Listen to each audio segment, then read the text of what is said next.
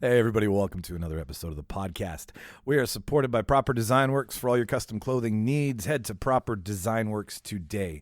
If you are in the market for a big order, a commercial size order of patches, hats, t-shirts, hoodies, toques. It's getting cold. Keeping your head warm. That's a cool thing. And they're so cozy and warm too.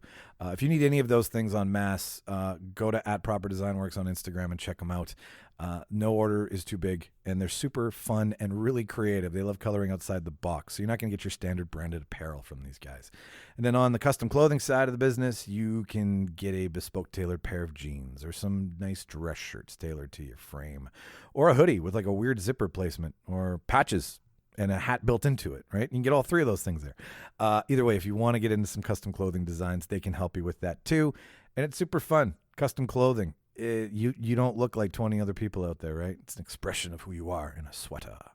Anyways, info@properdesignworks.com is their email address to place your first order, and @properdesignworks is where you're going to find them on the Instagrams. Second, Bodego's Restaurant, 211 Bannatyne, located in the Winnipeg's Exchange District.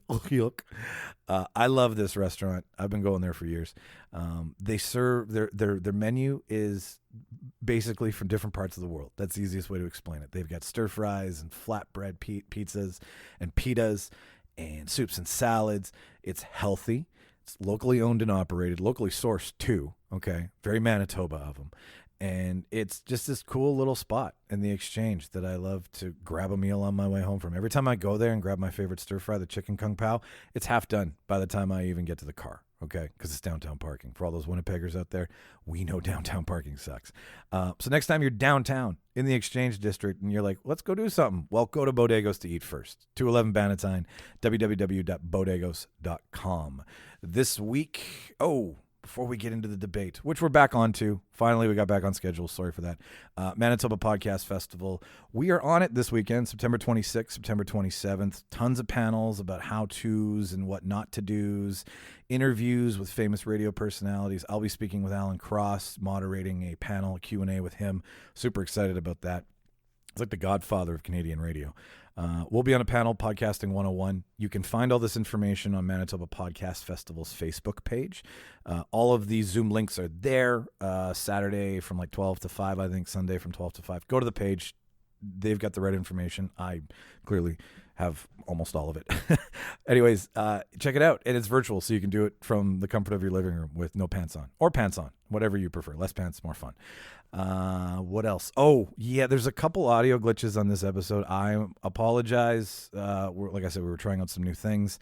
Obviously, things created an echo chamber. But then I don't think they showed up. I went through the episode, so they might not be there, and this might all be for nothing. But if you do hear me go, what was that echo? I'm not going crazy live. I honestly heard an echo. Martin came in like 5 times.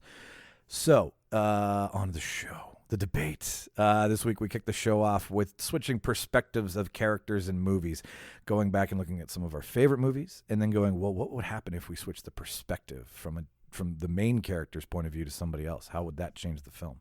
And the debates. Rob Strachan, Mark Navarro, Mark Cowell, and myself all get into some nasty superpower business. I accidentally deleted an episode from months back that was all about best superpower, never made it to air. Don't do that. Anybody out there? That's a Podcasting 101 rule. Don't delete your episode. Back it up to a fucking cloud somewhere. Anyways, so we redid it. This is the way we should have done it, which was inspired by building your own superheroes. So the debate is based on creating a superhero that you would like to be, and then pitching it to a big Hollywood studio to get it made. Okay, and we are asking at the end of this, after you hear all 4 pitches. If you can come up with a really funny name, email therealdebaters@gmail.com for our superhero troop group, what have you. That's it. That's all. You know the job. I do the real. I'll cue it now. Enjoy the show.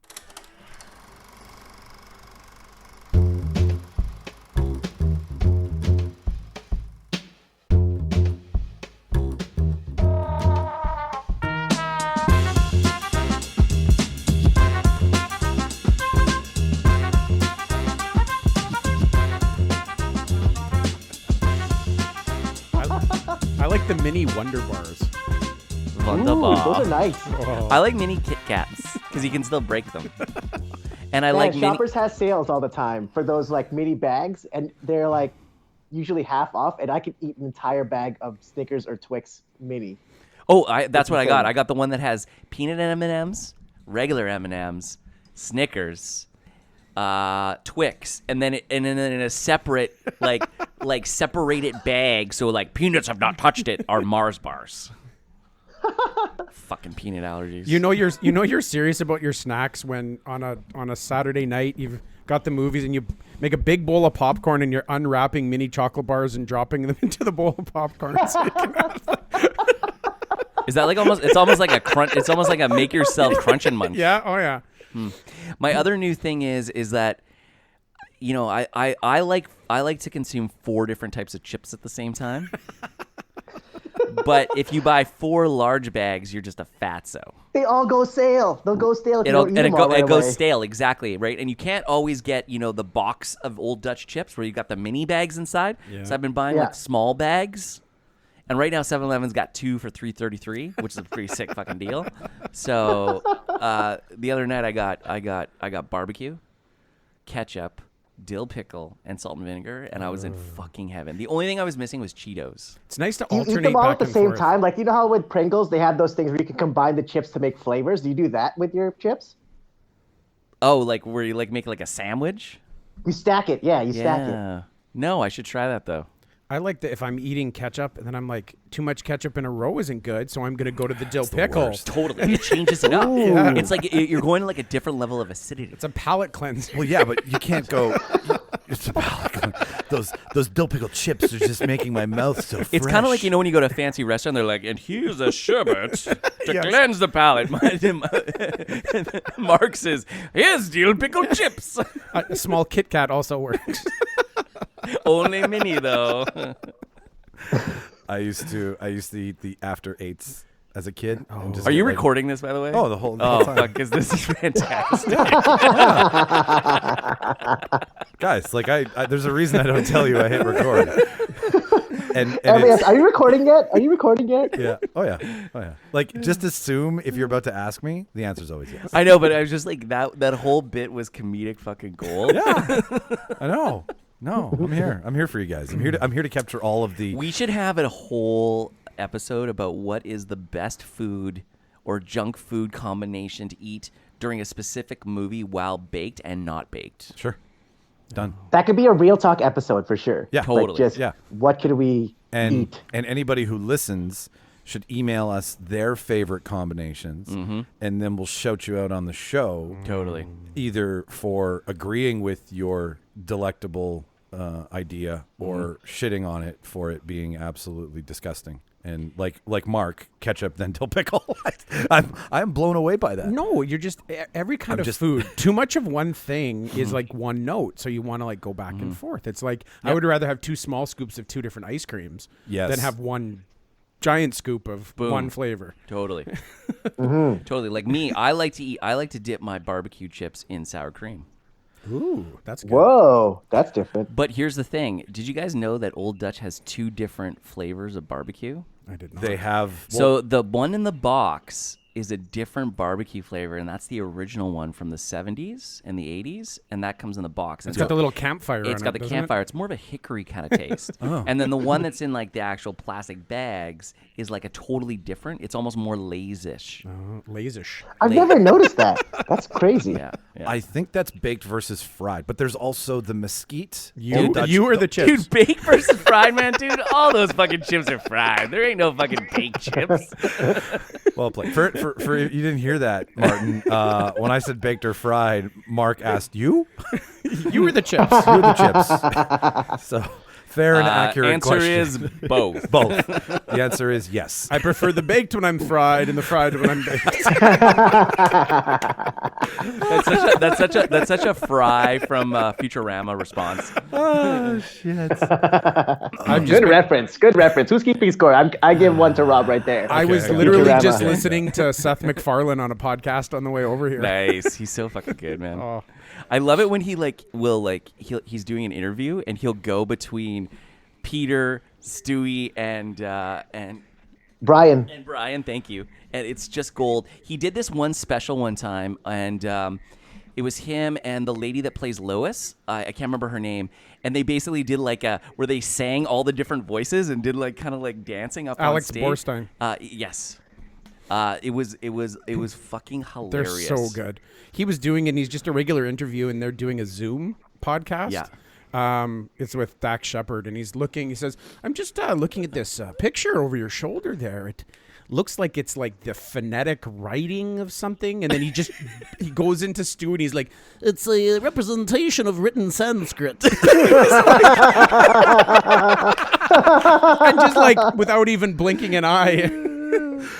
It sounds like there's multiple people on the phone call. But he changes his kind of like his facial expression too, and the way his mouth moves a little bit with each one of those three distinct voices. Or with so he also does Quagmire too, eh? Yeah, so talented. He was talking When- about Seth Green coming in and doing who's the kid? Chris. Chris Griffin. Yeah. And they said so many people came in to read for it, and they all did Chris like a surfer dude, right? Because he's got like long, shaggy blonde hair. Yeah. And then they said Seth Green comes in and he does the killer from Silence of the Lambs as Chris, and they're like, yes, that's it. Put a lotion in the basket. I didn't think it was like that, but it totally is. Wild Bill. Yeah. Put a fucking lotion in the basket. It's like Wild Bill, but like with the voice cracking. I'd fuck me. That's a big. Well, they do a bit about that on the show, right? They do like a skit where, like, Chris is Wild Bill, and he says that. They do a little meta on that. I've actually seen that one episode, but yeah, I can just picture Chris going, "That's a big fat girl." Yeah. Like that's exact. It's just Buffalo Bill turned up. Can you pass us the markers? Yes, And he said that's who he channeled to do Sure, that. yeah. That No, that makes perfect That's sense. That's amazing. Well, Seth Green's so talented too. Like, I mean, Yeah, those two guys. He did. Robot Chicken is fucking Robot gold. Chicken's awesome. Fuck, it's so good. James Lipton did an episode of Inside the Actors Studio where he brought on all the Simpsons voiceover artists, and he brought on Seth MacFarlane and 3 other people for Family Guy, because MacFarlane does the majority, right? But what he did was he did 2-hour specials, which you can see on YouTube, and it's there's a little bit of a Couldn't he clap back just there. brought Hang on. like Seth MacFarlane and Hank Azaria, and he pretty much would have had both? There's a little. That's extra. it. Yeah, totally.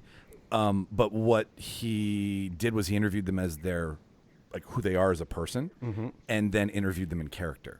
So you got to see humans respond as Apu, and humans respond as Homer. And when you see Bart come out of Lisa Cartwright, you're just like, what the, like, how you finally put 2 and 2 together that this voice, this amazing voice from our childhood, is coming out of this little 60-year-old woman. 100%. And it's just the talent that goes into that. But anyways, How you doing, Martin? Good. I haven't talked to you in a while. Well, I talked to you online, but not like, haven't been on a show with you in a while, Mark. How's it going? I'm doing good. Vancouver is kind of smoky, but other than that, living. Nice. Yeah, I haven't heard your voice in a long time. I've seen the written word. I miss your ASMR stuff.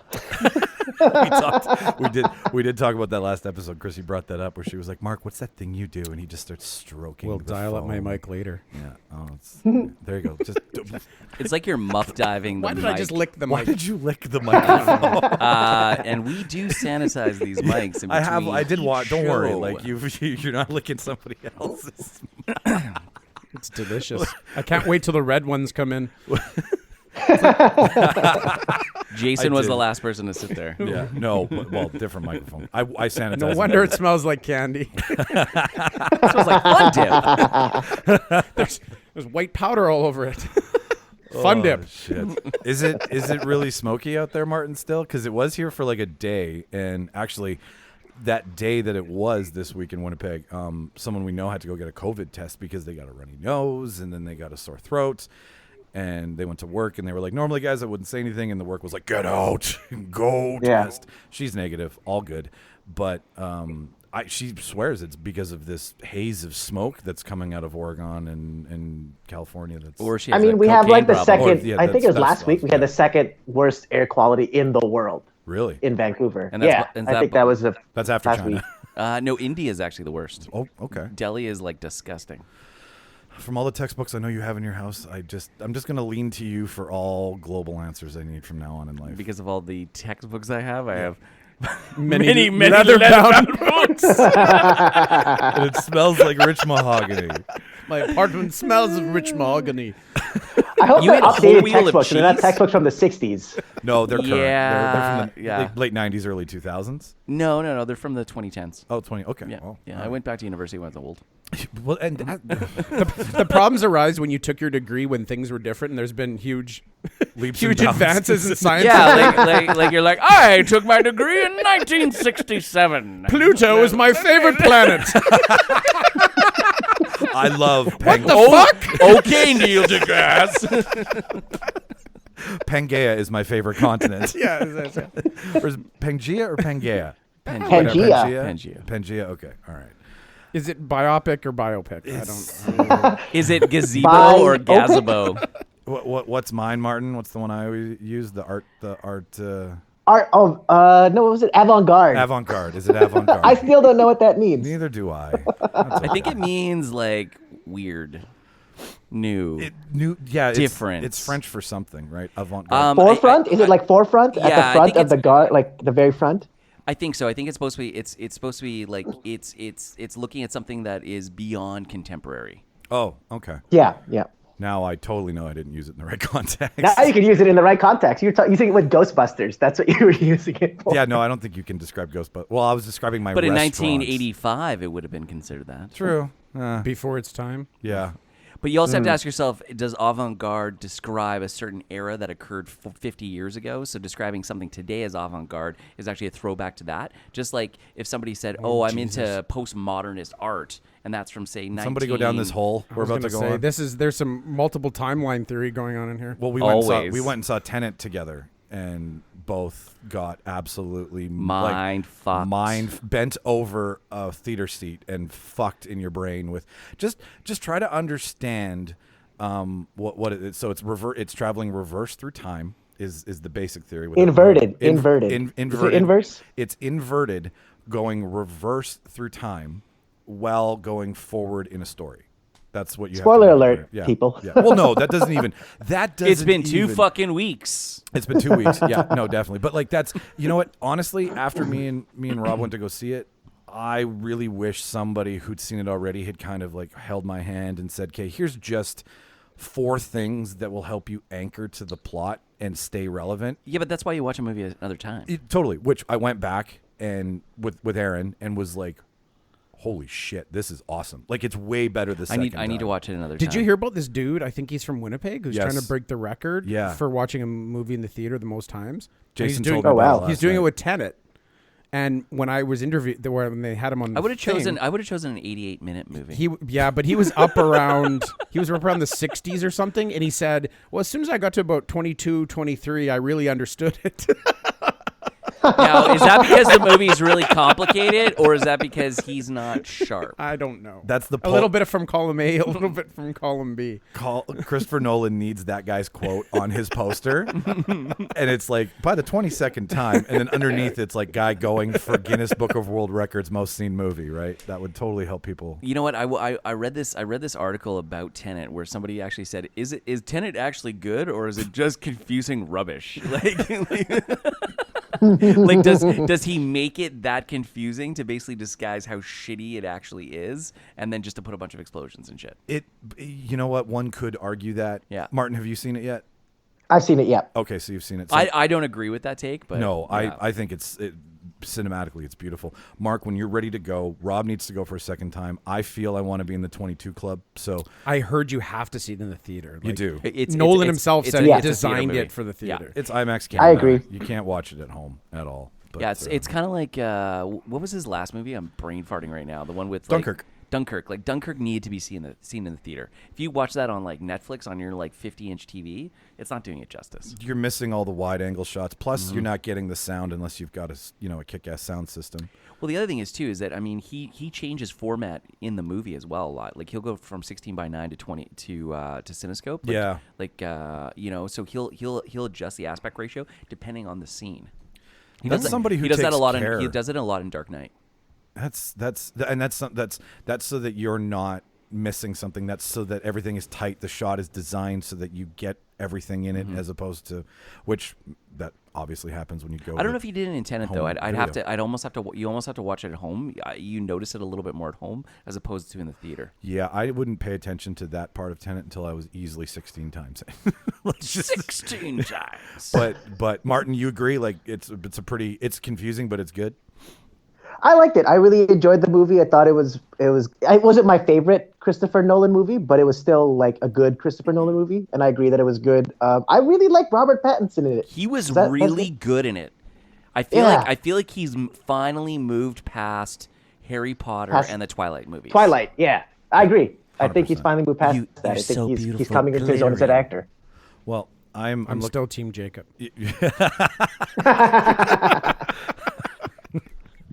Were you Fuck ever Jacob, Were you man. ever Where did those fucking pants go? He was Put a li- shirt on, Jacob. he was a lichen, right? Yes. I never saw Twilight. Well, they were werewolves in that. I think. Lycan is a different movie. And Lycan That's the is underworld, Ken. But hang on, no, I know, but isn't a lichen? Is it lycanthrope or lycanthropy? Is it Like bio? lycanthrope. Lycan- Is it lycanthrope? I'm lycanthrope. Lycanthropic. Martin, is that to spec? I think it's Or to scale? lycanthropy. It's not to scale. I think it's lycanthropy. I'm going with lycanthropy. Okay, we'll Google this after, and then we'll push the little sound button that says "pronounced like this." And Lycanthropy. licking. It's going to be a weird combination of both. Yeah. Cunning linguist. Oh, How God. big's your pianist? So movies. Let's talk about movies. Hey, these are all been related to movies? I know. I just, My whole life is always tied back to popular culture and movies. I just know Martin is on a time window. Oh, yes. So more or less, I have no problem in the chat. It's just Marty's got a hot something later, so we got to get him out the door. I thought it was a family thing. I don't. Is it a family? It is a family thing. Oh, Yeah, okay. Zoom So it's chat. not a. Do you have something at 2, Martin?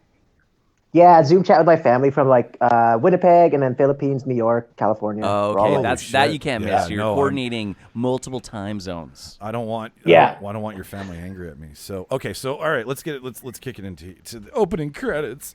I derived this week's conversation from the fact that when you watch a movie and you figure out within the first 5 to 15 minutes who each character is, you're like, okay, this is the perspective we're going down. We're going down the lead's idea of where they're going in life, and we're literally walking behind them, watching their character arc unfold. But wouldn't it be fun to look at the same movie from a different perspective? Wouldn't it be? Isn't there a movie where it's segmented and the portions of the movie you see from each person's perspective? Yeah, it's, you know what? Well, one of them that I'm thinking of is one of those weird late 90s. It's who's the lead in Dawson's Creek? Who played Dawson? James Vanderbeek? James Vanderbeek is in this. Why do I know that? Oh, it's I know. And what said you're- with such gusto. Jessica Biel's in this. Jessica Biel's in it. Shannon Sosamon's in it. It takes place like in college. And Yes. Yeah. But it is this exactly what you're saying, And Mark. the preview's really good for it. It's everybody's perspective of one night and very much revolving around the story. But like we don't get other characters' perspectives because it just doesn't fucking matter, right? It's not written that way. Yeah. But if we take some of the best movies that have ever been made and go, okay, well, what would it look like from this person's perspective, or what's going on in that person's world that has brought them to this juncture in the story? How much fun would that be? Could you imagine if they put out a series of movies, like a trilogy, and it's all the same movie from 3 main characters' points of view? That'd be crazy. That's getting into some seriously. That would be sick. You're messing. Rules of attraction. Rules. Thank you very much. That's what it is. Or what? You think that'd be the future of filmmaking? Like you could just pretty much, because everything I think is headed to the VR section. You could just see this person's point of view at any point in the movie. You Yeah, can like switch. go back to the. that would be I- what they're sick. doing. Oh man. Like a I choose think, your own adventure book. Yeah. Yeah. Essentially, but I but think movies instead are of- still a ways away from that because they have to master it in the porn industry first before it becomes more of a the mass trickle-down media effect. thing. It's getting there, friends. It's getting what we're there. talking about? Did any of you guys watch Jabberwocky on Netflix that had that Choose Your Own Adventure? I tried, but it. Oh, just it was didn't okay, really- but I felt like it was yeah. Okay. Yeah. It's got a long way to go. It was cool. It had a lot of cool potential, but I felt like it was. I just think it would be such a neat concept. Even maybe not even like a trilogy, but even release the exact same movie. I thought we were going to talk about Monty Python there With- for a minute. with- Joe Walker's like, yes. with two different points of view. So there's like the protagonist version and the antagonist version. Yeah, there's that too, but it's just changing perspective and looking at it from somebody else's. So, like, for example, I feel like it's got to be a special features thing after the original movie comes out, because the writer and the director has a certain story and intention that they're trying to convey, and I think that would be kind of a fun look at after the fact. Yeah, like you're totally right. Special features, you go, okay, boom, you've seen it from the director's original cut, but now see it from Samwise's perspective. Now see it It's from funny that you Gandalf's said that. perspective. I'm like Lord of the Rings from all the different characters. Right? I'm like that's Yeah. a lot of special features. no shitting. That's Well, until AI gets to the point where it can like completely replicate everything, that would be where that would become capable, because other than that it would be cost prohibitive. it would be Imagine a the very magic. giant undertaking. All right, now reshoot 1703. All right, so Mart, we'll start with you. I liked yours only because it is one of the biggest mindfuck movies of our generation. So go with what you would like to see, a different perspective in a movie that you love. Did you say Mark or Martin? No, Martin, you dude. I honestly, for me, it was like The Usual Suspects. I picked the perspective of Verbal Kint because from our perspective, we see that movie from the Agent Kuyan who's hearing his story. And I just really want to know what happened, because Verbal Kint basically makes it all up. So his kind of the story we're hearing, we can't, like, we don't know how much of it is true and what is and what isn't true. So like, I want to know what happened in The Usual Suspects, like what really happened to bring up all the events at the beginning scene where like the boat's on fire and, you know, Keaton's dying and stuff like that. I think that would be a cool thing, because yeah, like to this day, no one knows what's real and what isn't real in that movie. Well, and I mean, like this movie. Oh, why do we just keep getting that clap back today? I don't know what it is. Hang on here. Nobody wants to see anything from Spacey's point of view. No, well, you're not anymore. Nowadays. No, not anymore. I would love to see the scene where they're getting them to say the line and see Stephen Baldwin's, but from Virgil's perspective. Oh yeah, what is the line that they I'm gonna kill you, motherfucker. When they all do the walk Yeah, through. Benicio del Toro. Yeah. They all do the walk through. I'm gonna kill you, you stupid motherfucker! Yeah, totally. And the whole time, all I'm thinking to myself is, this guy was in Biodome. No, it would be a really great, because it starts off after Kent has done everything that really leads you into the story, and then all you're watching is the long con happen. But yeah, all those events, that the domino effect that would have to take place, I guess, is what you're really interested in, hey Martin? Yeah, I just want to know what happened, like how I wanna everything know. went down, because we don't know. We don't know. It was all just a lie. That's I'd pay my money to go see that. And from Virgil's would- perspective too, you would have like the voiceover of like Kevin Spacey talking about what he was thinking and how to like Yeah. sway the story and those kind of things. That'd be kind of cool. That because definitely. just the fact that he made up that whole story just by looking at a what do you call those things? The board behind him. Well, he would Just look at that, different objects in the room and basically yeah, use it to exactly. spur his imagination of how the story would work, right? Yeah, that's how he did it. And I was just like, well, what really happened? I want to know. I've Kaiser Sosé this the podcast once or twice using book titles in Mike's living room. Be like, I don't know what to do. Some assemblies required on this one. Everything's illuminated. I'm horny. Yeah, if the book title game in my room would be a lot of fun. I picked Willy Wonka, and mostly because 70s or 2000s? 70s. Gene Wilder. Willy Gene Wonka. Wilder. Gene Okay. Wilder. And mostly because, I mean, it was a kooky movie to begin with, and it's based off of a Roald Dahl novel, which Roald Dahl writes some pretty he writes on acid, in my opinion. And I've got that song in my mind right now. which one? The Like- Candyman can. No, Gene Wilder. Oh. The song that he originally does when the kids arrive with the golden tickets. Oh, Take a yes. scene of And pure you'll see imagination. a world of pure imagination. Yeah, that one. I look at Wilder, like, I created Wilder's backstory. I thought it would be funny. And I started with Rob on the phone today, and I switched it at the last minute because I'd used that one before when we did the Disney. If we changed Disney to an R-rated film, you guys weren't on that one, but if you take a Disney movie and you make it R-rated, I made Ariel from Little Mermaid a drug addict, and Ursula was her dealer. Right? That was how I switched that around. I could see that. But what I did with Gene Wilder was I was going to use heroin addict, but I was like, nah, that's not that interesting. He's a huge gambling junkie, and he's blown his fortune on the ponies. So his press agent has come to him and been like, you have, like, we've talked to your accountant. There's no money left. I feel like he'd be more of a greyhound racer. Okay, sure. You're more regal. Yeah. Okay. A little avant-garde, one might say. So his press agent's like, you got to do something, man. Like, you're bleeding the bank dry here.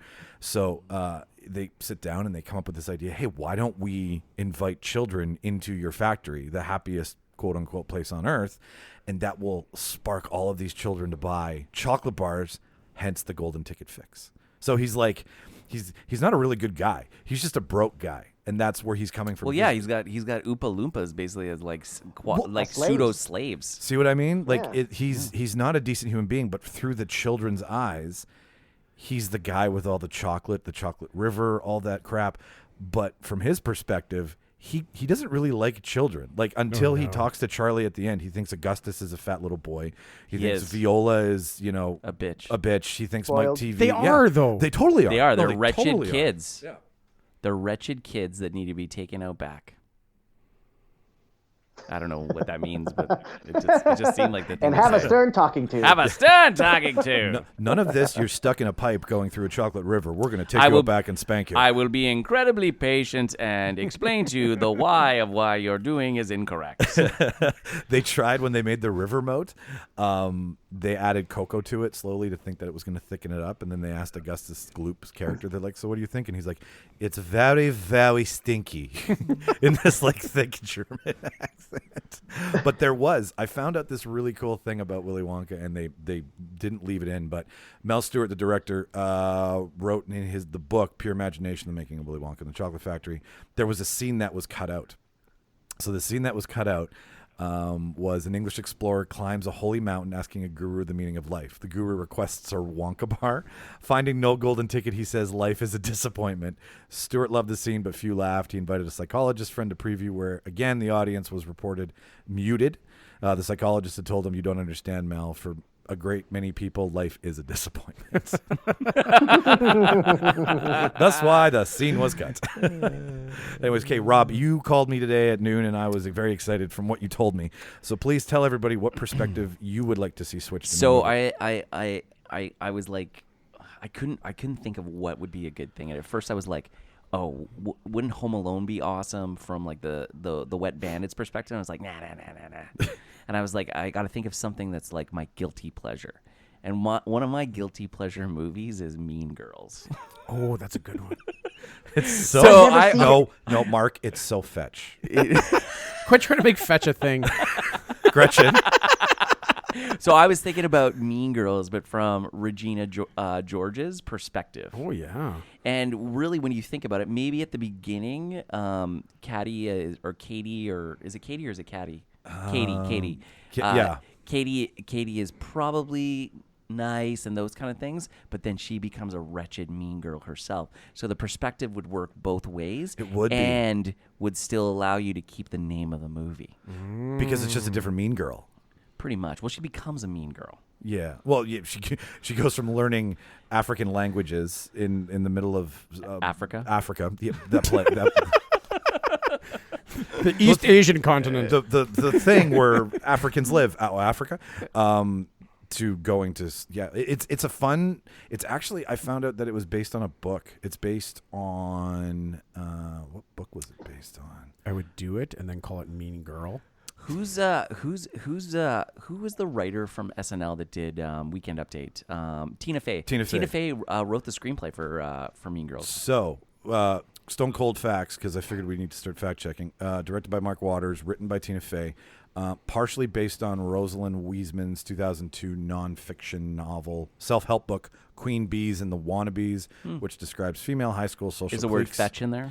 No, it's not. I don't think. Is it in the glossary of this nonfiction book? Probably in like the DVD sleeve. Excellent. But that movie, like, it actually had a video game made about it. That's how far it's gone down a cult rabbit hole. Yeah, they made a PC game. Yeah, really. I wish they'd made a 3D version of it. That's not a game. That's called VR porn. I have ESP. No. I have ESPN. I don't know if I'm. No. How did you go all the way to VR porn? I on that? assumed you were going that way, so I just kind of met meant you like there. because remember when Okay. like 3D TVs were like this big thing for my, a while? my parents still have one. Oh my god, it was so fucking ridiculous. And it's broken, and they're talking about buying a new TV, and I've dropped a certain name in this room a few times, and my dad's still like, well, the last Samsung I had a line through it, and I was like, that was also from like the mid 90s, so I don't think what we're talking about matters. Back to Mean Girls. Buy a Samsung TV. Buy Samsung.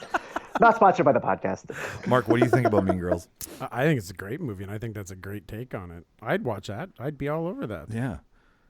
Mean Girls is one of those movies that if I'm watching TV and it's on, it doesn't matter where in the movie it is, I stop what I'm doing and I finish watching the movie. 100%. I actually own it on Blu-ray. So good. I don't relate to the line at all, but when the girl stands up in the gym after they're doing like their talk, and she's like, I have a wide set vagina with a heavy flow. With Tim Robbins? With Tim Robbins. Like, it is the perfect definition of an awkward moment by far in high school. Like, and it really does Wide display set heavy flow. Martin, did you like Mean Girls? I've never seen it. What? Yeah, I don't know. I just never. When it came out, I just never got around to seeing it. And then, is it on Netflix? I don't know. I'd have to check, but I mean, it's I feel like I'd have to Lindsay see it Lohan now. before she became a train wreck. Yeah. She was still that's wholesome. that I know. I just never got around to seeing it for some reason. It's And when just now- Lindsay Lohan had the opportunity to be Emma Stone before Emma Stone, and then blew it all. 100%. Because Emma Stone could do that movie. Emma Stone 100% could replace Lindsay Lohan in that movie. Emma She Stone totally- saw she the totally could. saw the blueprint of the first redhead that went Yeah. to Hollywood. She's like, nope, not gonna do that. She's like, I'm not going to do that much cocaine. Just a smidge. Just a little bit of cocaine. Just enough that makes me fun, but not enough that I lose my career and shave my head and end up a second Britney. Mark, what is your perspective switch? It's funny that when you said it, the first one that came to mind was the whole Karate Kid. Yes, no, we Oh, Cobra that Kai was one? so Yeah, we good. talked That's about so yeah. good. And how Barney always said that on the How I Met Your Mother, the episode where he's like, oh, this is my favorite movie. It's about a kid just trying to get ahead and win the karate championship, and then this damn new kid comes to town and cheats and steals his dream. Because he does cheat at the end. That was Yeah. an illegal move. So I thought, oh, yeah, that's good. But then Cobra Kai had already now been done. So I would like to see a version of Star Wars from the Empire's perspective. The Empire as just as the government of order who's just trying to keep law and order within the galaxy, and this small group of rebels keep messing shit up. They're basically terrorists. They keep blowing shit up, and so the rebels go from like our heroes to actually terrorists. I mean, they did blow up the Death Star. Yeah, I want to see like scenes with like the stormtroopers with their helmets off, like in class in the Stormtrooper Academy. I mean, the Empire did blow up Alderaan, though. Yeah, but that was necessary. It's You heard it here first, folks. Wow. Still too soon. It's all whose point of view you look from. It is. That's how it's so interesting, because if you flip the perspective, and that's what's great about all this, is that all these movies still retain their charm on some way. All it is just through the who's watching it versus who's experiencing it. Yeah, like definitely. I agree. Well, think about it from I wanna Vader's see it. perspective. Vader's like, I just want to be close to my son. Exactly right. I just want to save my wife. He just doesn't love me. Why don't you love me? Obi-Wan, I'm willing to make amends and extend an olive branch, but you're trying to fight me. Obi-Wan, stop trying to steal my son. Just give me back my son, right? It's Taken. That's pretty much what the Vader story would be. It'd be Liam Neeson playing Vader. I have a special I'm going set to of find my skills. son. I have a certain set of skills. Taken meets Star Wars. Oh, Well, what about Taken from the perspective of the guys that he's like chasing after? That'd be terrifying. that would be God. just a bunch. You would end up feeling so bad for them because you're like this fucking asshole who just won't give up. And it's like, I didn't even want to steal the daughter. I was just there that day. Like the guys made a last minute decision. This is a neat theory. I Right? think it should happen more. Yeah. I think. Well, we I should, think I just want to say, like, for Star Wars too, like, that's something I've always wanted to see was the perspective from the Empire, like, especially with characters like Grand Admiral Thrawn, who's like probably one of the most feared villains in the Star Wars, I guess, canon. And also too, I've always wanted to see like a Palpatine kind of movie to see how he came up and see what his perspective, because he's like one of the most powerful Force users to have ever lived. And I want to know more about his history. So like and stuff like that. origin stories. Yeah. And I think we'll get that with a lot of the Star Wars stories coming out now. And I want to see an R-rated Star Wars movie. That's what I want to see, like something like that. R-rated, eh? Yeah. I do want to see that. I want to see like there's gonna be so much like lightsaber decapitation in that. I want to see the boys' treatment of Star Wars. Oh, Yeah. people's dicks gonna get cut off with lightsabers. Jedis are the biggest dicks ever. I could see like not even like I feel like they're eunuchs. Who's Jedis. Yeah, They- they're like yeah, the yeah. Unsullied. Yeah, no, I agree. They're with warrior you. monks. That's Yeah. what they are. Warrior monks, You right? can't you can't train and focus that hard while you have a dick. It's just- Yeah, but it's kind of like Aes Sedai's in Wheel of Time, and there becomes less and less Aes Sedai because the male ones start going crazy and they don't reproduce, so they don't pass that down. So in a Funny world you where all mentioned the that. I'm reading the Real Time series right where now. if all the Jedis were eunuchs and they weren't passing down that genetic code that makes them what they are, then you would actually end up having less Jedis over time and diluting that. Interesting They perspective. have spaceships the size of planets. I think they can figure out how to pass on DNA without penises. Can they? They don't even have regular computers. Everything's like a fucking wind up in fucking Star Wars. Everything looks like it takes a floppy disk and Star Yeah, Wars. everything's like, we only have 1977 graphics. This is a 16-bit drive. The new That's it. Samsung S20 has the computing power of the Death Star. Probably. Like, for God's sakes, they've got like little fucking robots that go beep, beep, beep, beep, beep, beep, beep, around. Like, what are they delivering? Like fucking kidneys and shit? Oh, this is a fun game. I honestly think somebody should do your pitch, Mark, where it's like throw, like, and you don't even. Disney will do anything with Star Wars right now. Oh, yeah. There's yeah. a time for this to happen. It's right now. But what I mean is like, not even a full replica of said movie, but just like a short. Like do like 3 or 4 shorts from different characters' perspectives that would create Like a little bit- mini-series. Yeah, Well, there you go. have you guys seen when Adam Driver was on Saturday Night Live and he did like the radar technician? What's Yes. his name? Oh, that was so funny. The undercover boss. Right, the undercover, and that's kind of what it is. Like they're in the break room. Like that would be great. It's absolutely perfect. And then what do you? I have that saved on my PVR. I hear that Kylo Ren's really great. I hear Kylo Ren shredded. So shredded. What's your name? I'm Adam, the radar tech. No, it's Matt. Matt, Not the radar Matt tech. the radar That's right. Oh, Kylo Ren shredded that. Me and Martin couldn't let that go for weeks after that. I can't let that go. I still love saying that line. I want to be Kylo Ren shredded. That's how I want to do when I work out. I mean, give him lighting or whatever, but Adam Driver did get pretty jacked for that role. He was Jack before, though. Was like he? if you see him in the first season of Girls, he's in really good shape he's in in really Girls, good shape. yeah. Well, he's ex. He was a Marine. Marine, yeah. Which, Was he? yeah, he was. So let's put it to a quick. didn't know Let's that. put it to a quick survey. Yeah. Kylo Ren, Adam Driver as Kylo Ren, good or bad? I didn't mind it. I liked it. I thought he was a I 7. just couldn't get past Matt the radar tech in the later movies. Every time he had a shirt off, I'm just like, is this just a joke because of the SNL thing? Because it was just hilarious. I can't get over anything with Adam Driver after watching John Oliver, and he's like, "Oh yes, Adam Driver, come," and he's like sexually advancing on Adam Driver every time he talks about him. And if you've ever seen some of John Oliver's shirt, he's got a big thing about Adam Driver. I'm going to watch it after Yeah, the it's show. quite This entertaining. is- I don't remember some of the lines, or else I'd do them for you. But Why bring it up? yes, Yeah, fuck you. Tease me. You tease me, Mark. Now he's gonna have to look through like Yeah. hundreds of John Oliver episodes on Crave. He's like, fuck, which one is it?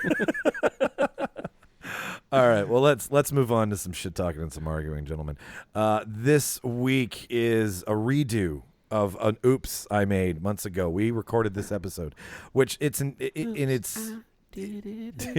tweaked a bit, though. It's tweaked a bit. It is tweaked a bit, definitely, Martin. The original. Did I just have a auditory hallucination, or was there like some singing in the background there? That was Mark singing in the background. That was creepy. That was amazing. ASMR. He just breaks into it mid-show. Yeah. Like I have a channel for us and I have a channel for ASMR, and I just edit out Mark's portion and then. What does ASMR stand for? Mark? Oh, I always forget. It's like auditory, sensory. It's basically, I don't know, getting turned on by sounds. Yeah, like a certain sound is like linked to a certain memory that's erotic for you. Well, is there some people when they hear certain sounds like paper crinkling, that they like? Oh, I go from 6 to 12. Yeah, like it actually gives them like they can almost orgasm off of some of it. Really? Yeah. It's a real thing? Yeah. Man, I'm going to go down a rabbit hole at Google on this one. Oh, yeah. Kevin Smith does one where he rolls a joint. So all of the sounds that come from rolling a joint from start to finish, he does in a really high-end microphone. So the crackling and the grinding and the rolling and the licking and the lighting. I wonder if like doing the sounds of like, preparing cocaine for somebody might make somebody have like a psychosomatic reaction where like the back of their throat, they had a drip or something. That I'm sure there's something there. Oh, there's that echo again. This is ridiculous. Sorry, everybody. We're playing with a new technology today. So I'll turn this back down here. So, anyways, back to what we were talking about. Yes. Anyways, sorry about that. No, don't be. I'm just. Hello, Martin. Is anyone talking? Yeah. No, we're good. My microphone keeps echoing. Martin, can you hear us, Martin? I can hear you guys. Are you My there? microphone's fine. You guys Martin, are coming in can you fine hear for us, my Martin? sound. Can you hear me now? Let me move around my apartment. How's that, Martin? We heard you all along. Is that better, Martin? Martin, we need you to bang pots and pans in your apartment. I never could not hear you guys. My sound is fine. Okay, I think it's just our audio for some reason. Now, do you think this echo is actually on the recording, or is it just in our headsets? It might be. So this might be nothing to the listeners. We might need to do this 3 times, What's though. he talking about? Yeah, the listeners are gonna be like, can I fast forward this? Yeah. Oh, they have. Yeah. The listeners are like, smoke less weed, Michael. Smoke less I weed. didn't today. Jump 15 seconds. Maybe jump, that's jump the 15 problem. seconds. Yeah, Jump 15 yeah, seconds. That was Totally. the problem. You Okay. didn't smoke weed. Anyways, back to what happened. All right. So, we recorded the episode. It was inspired by what superpower would you want, and we just kind of argued the level of the superpower, how it can be used, what weaknesses are, like just everything that comes from a superhero movie. Then I went. And what would you do with it with one day? Yeah, if you had Like, one who day had to the fuck best around. day? Yeah, pretty much. Who could get away with murder, and that would be that. Oh, yeah, that was for 24 hours, right? 24 hours. Yeah, that was the timestamp. Then That would totally change the type of power you choose, though. That for me, it would. Yeah. Oh, Me 100%. too. Because we didn't want to make it where it was like you were blessed with this power and thus you can, carry on the rest of your life with this advantage. But I went and learned the hard way that when Audacity records a file, or when anything records on this program, it records it into small little folders. And I deleted those folders thinking, no big deal, and deleted the whole episode. So we have been trying to do this episode since then with some sort of newer, more fun variation. There wasn't a recovery? I can't believe it's Audacity. The audacity of this program. That seems strange that you don't know a data specialist who's good at recovering deleted files. Yeah, you know what? I discovered this. I tried to do it for him, and literally Audacity saves everything in like 3-second clips, and it's like hundreds of thousands of tiny clips in one giant package, and you need to have a blueprint to reassemble it. So you can find all the individual pieces, you just can't reassemble it. Fuck you, Audacity.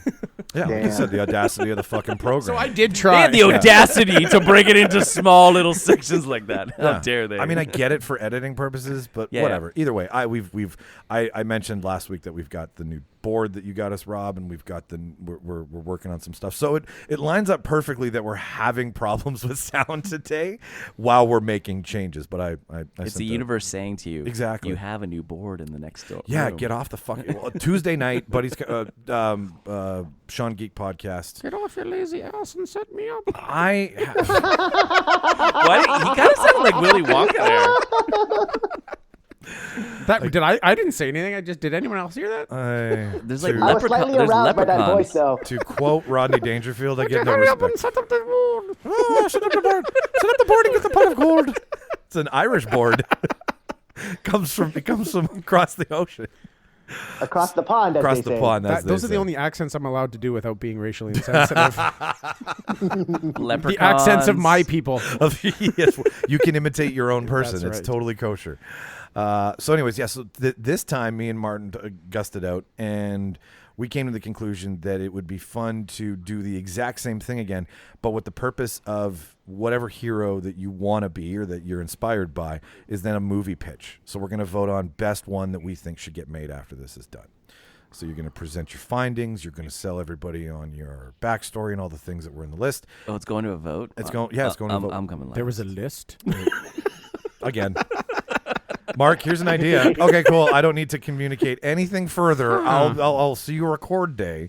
So Give me 2 minutes and I'll work on it. okay, we'll let you go last. Just to give you an advantage. Okay. Martin, I like starting with you. So please tell us what superpower you picked and why. And go through the list item by item so that we get an idea of why we should. real boy. That's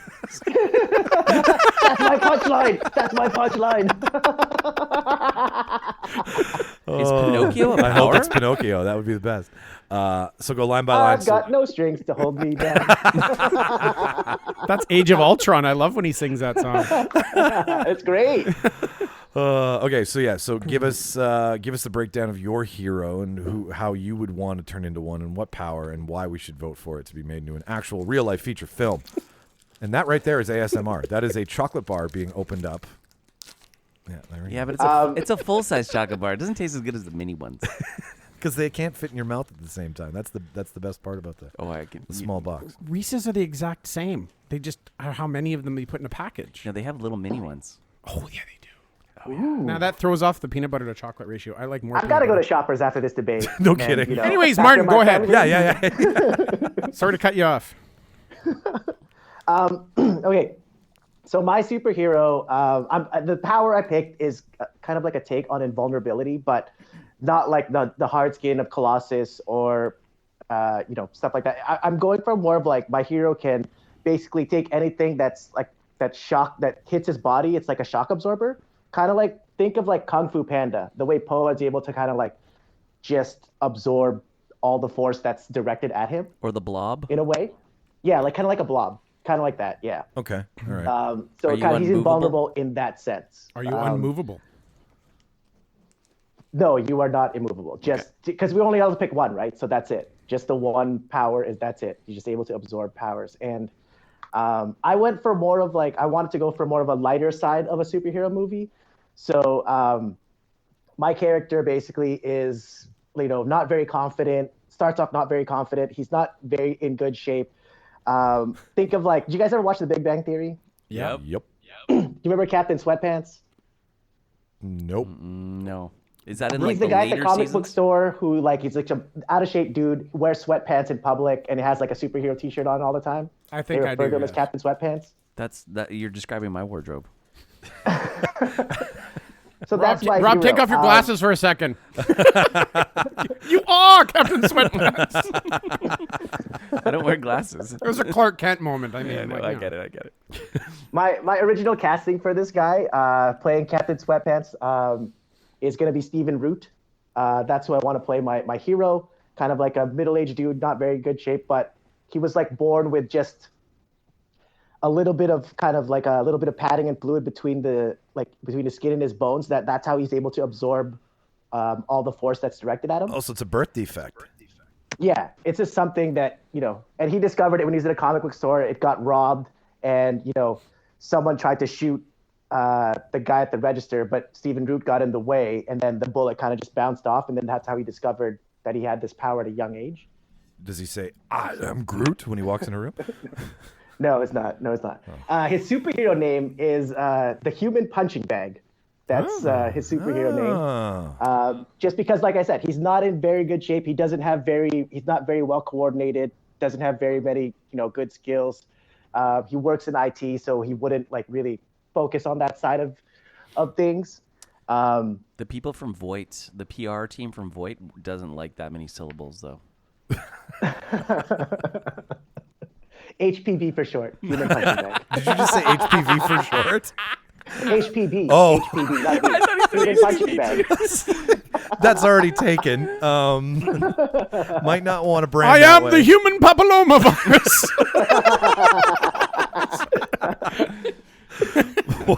What's his tagline? Watch me cause cancer in the female rape. Like, that's the worst hero ever. Go on.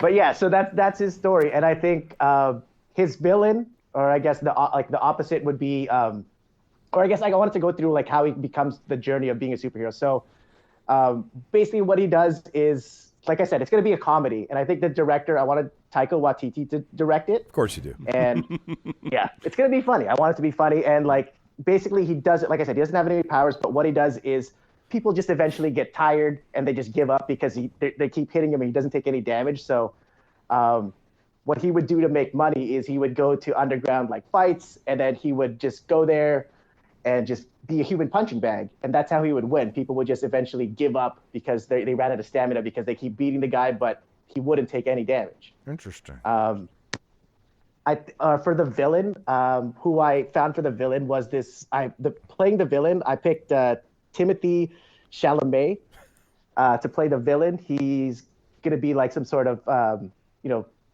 .com billionaire, and his company discovers this this serum that gives you basically unlimited stamina.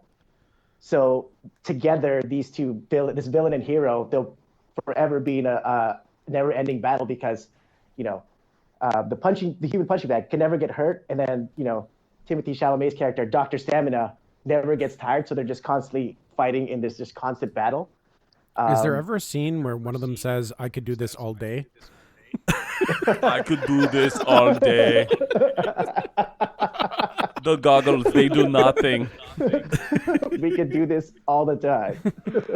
Yeah, no. But that's the movie I wanted to pitch. Like just something lighthearted, but something like, it's eventually the hero starts off very, not very confident, not very skillful, but I think eventually as the movie progresses and as the hero discovers more about himself, that's when he gets the confidence. So it's kind of like that, finding yourself kind of story, like every superhero story is, right? So it's like chubby, overweight, everyday man becomes awesome.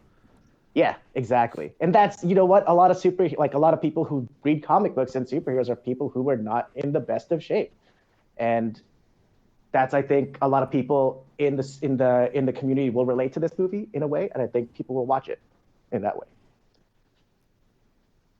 Mark, that's my pitch. what do you? I think it's kind of cool. Yeah. I could actually I feel like I've already seen it.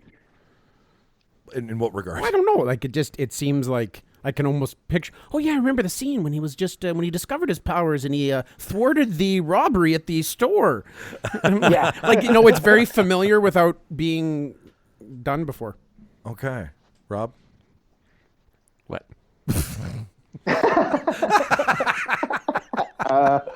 Okay, and this It's sort of like Venom without Venom. yeah. ATV. Is it anti-venom? It's anti-venom. Yeah. anti-venom. This is the portion of the show where we encourage you to tell Martin why he's so ridiculous, or this would never fly, or if you agree with or my if you point. agree with him. I mean, and you know what? I think in the context of it being a comedy, it could potentially work. But if it was a straight up superhero movie, and I understand where you're coming from, that you're saying that people that are into comic books and those kind of things, a lot of them are overweight or not in the best shape. But I think a lot of times people read comic books to escape the normality of life, right? And I think if you shed too much light or put too much focus on that type of thing, maybe they won't be as intrigued. But I think doing the comedic spin on this, I think, does allow them to identify with it and to feel like, hey, this could be me in this situation if I had this power. I kind of like that in that perspective. so you can emote a little bit more. Yeah. Commonality. Okay. Yeah. Human punching bag, too fucking wordy though. Yeah. Way too fucking. HPV. I want to drop it to the bag. I think. Yeah, I was thinking bag, the the bag. or uppercut. My other or- question is you say that he can absorb and power energy. So like is it all things? Because I feel like it's very wide. Like if I was Havoc and I was shooting sonic blasts of waves into this, are you able to take that? If I'm a Homelander with my fucking laser eyes, are you able to take that? No, I don't think the heat. Like I think the heat. He doesn't have hard skin, but like any type of force that's directed at him. So like some sort of object that's directed at him. Blunt that's force what he can trauma. Redirect. Yeah. So it's almost Stuff like like that. almost like anti-inertia. Like it's almost like it's only things that fall under Newtonian physics.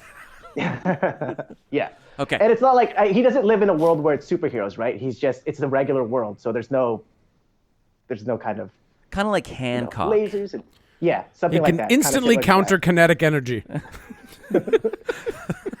He should be called potential energy. Exactly. I am potential energy. I absorb kinetic energy. I'm PE, potential energy. But he goes against the laws of physics because there's no equal and opposite reaction. Correct, but he explained that there's some like genetic mutation or something where he has Mutation, yeah. something inside, and that's what makes him kind of chubby and a little bit overweight. Is that actual thing? I can get into this. I think my inspiration for this movie. Remember that movie Blank Man, that superhero movie, the Damon Wayans movie? Yes. I Did you wanted just to do say Black something Man? silly like that. Blank. In a Blank way. Man. Oh, jeez. A lot of confusion today. I love it. Well, Black Man with Damon Wayans also made sense. no, totally. Okay, I just have a problem with Timothée Chalamet. Like that's weak casting. I kind of agree too. Who's Yeah. playing the, I feel the he's main too character? he's too young. Yeah, did you have somebody? He's the to play that? .com billionaire. The main character, Stephen Root. Stephen Root's Okay, the main so character. Steven, all right. I feel like it needs So to be kind of played young by versus old. like a for sure middle-aged person, and the villain needs to be around the same age. It was either that or I was thinking Guy Pearce. Guy But Pearce would be I good, didn't know. totally. Guy Pearce was great in Iron Man as Now, is it Guy Pearce with perfect teeth or Guy Pearce with like really like those brown teeth? Because he always plays kind of like the perfect two teeth. roles. You gotta be perfect teeth, because like you want the contrast between Stephen Root and the villain. Like really, I want that to show. You want that him to be contrast of, like, shiny this guy Metro? is- Yeah, exactly. interesting. So Guy Pearce as like the awesome billionaire from Prometheus, but young version of him. Exactly. That's what I was thinking too. I would give you enough money to make a short film out of this for sure. Like impress me. I was thinking more of a mini series. Okay, like an 8-part miniseries. No, but I would like to make a movie out of that. I think it would be a cool thing for a movie. 4's That's miniseries. what I was- 8 is a I don't know if you season could. of television. I think you could fill a solid 88 minutes with this. I think it would be like kind of like a made in like Hallmark Films budget, made in Winnipeg style. Support local, guys. Supporting the local industry. Shout out to the Manitoba film scene. We got a movie for you. So what exactly is canon in the Hallmark cinematic universe? Able to leap large tree lots in a single bound. He battles Dutch Elm on the side. And when he's not fighting crime, he's putting a couple together romantically in said tree yard, right? He would be an arborist who's so sad that he has to keep cutting all this beautiful canopy down in Winnipeg. All those Hallmark movies. I mean, someone's got to make them, but all right. I'll go next here. So I was inspired by Rogue's power absorption, but not in the sense that I'm a big fat blob and I can be punched, but more that when I touch you, along with your power, to fare for canon, I take your memories, I take your experience with So you, just right? like Rogue. Just like Rogue, right? So you're rogue. well, no, I just power. So Are you taking Jean Grey's mom's power? No, no. Are you I was allowed one power, guys. Are you Rogue's dad? Are you the third cousin twice removed? No, I am Papa Rogue. I'm actually. My question is, if you're Here a it comes. male and you're able to absorb the powers, Hey, and it was the my last memories, resort. and you draw the memories of a woman, would you then maybe have an identity crisis from a transgender perspective? I didn't get that far down my. Can I also say this power seems a little predatory to me? Especially from a man's perspective. I'm not. It just seems I'm not.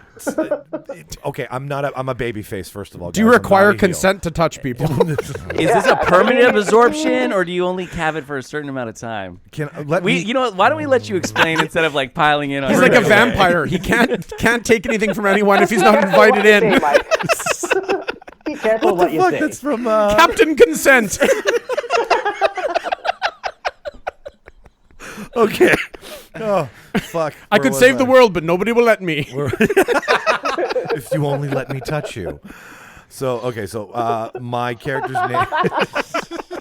Jesus.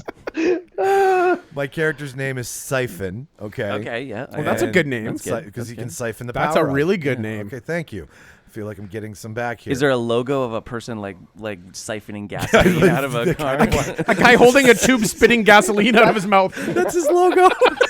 That's his marketing brand. Put that on a button. What does that mean? No, it's a tube of gas. It's a tube for the gasoline in a mint. Because you always have to have a mint after you siphon gasoline, just to get the gas taste out of your mouth. That should be the. Mint's so good it gets rid of gasoline mouth. Diesel or regular? Okay, so his backstory: born in Flint, Michigan, and forced to drink lead-filled water as a child. Siphon was in and out of hospital as a young man. Well, doctors couldn't find out what was wrong with him. Siphon noticed that the only way he got better was by touching healthier human beings, like his parents. But every time he did, he would realize that they would have to spend weeks at a time in bed because they were sick from, holding little Siphon on his shoulders, right? Real name Simon Filter is his real name, but Siphon is his Simon Filter. Siphon. You see what I did there? All right. I like that a lot. Thank you. Okay, so while noticing that Clever. his parents were near death every time it happened, his blood was sent away for analysis, which was found out that over time the lead-filled water had developed a mutation in his DNA that created blockage in his immune system. So when the blockage occurred, he was only able to touch people to fix himself. Like there's something in the Flint lead-filled water that I was still working on that didn't have game time.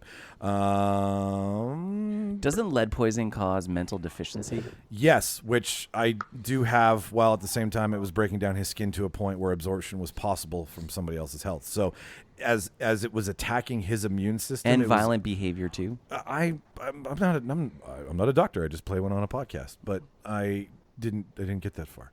Not a doctor. Not a doctor. Not a doctor. Costume.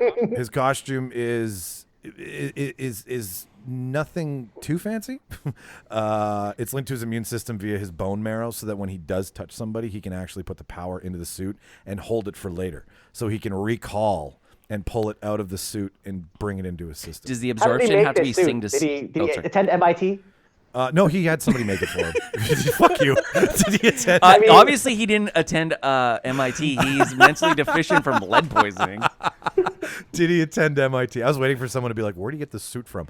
He's got a Stark, obviously. Yeah, Stark. Does he have to wear gloves like Rogue because it's a skin to skin touch? Yes, he does. It's a full suit, basically like a scuba suit. But is he a virgin too? Probably. Okay. He's he's an incel. With a life like this, Yeah, he can't touch anybody. I don't.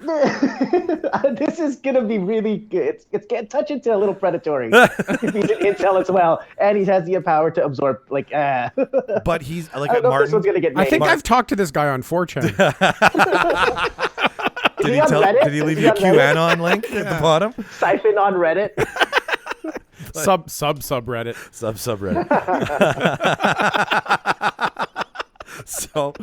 So anyways, yeah. So his costume came from inspiration of Equilibrium. How Matt Damon, not Equilibrium, sorry. The Martin, help me out. Martian.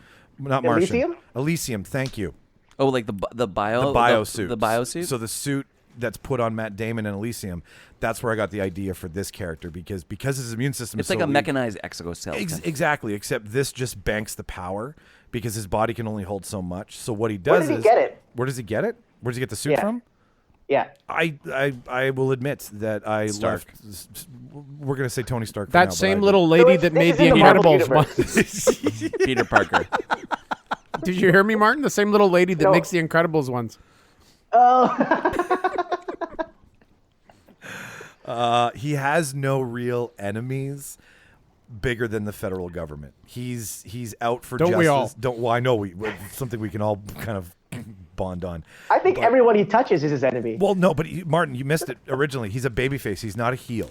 Okay, so he understands that his powers can cause more So because harm he's than pretty, he's not good. No, predatory? the wrestling term. He's a babyface. He's a good guy, okay, right? He's not a bad Ted guy. Bundy was very pretty.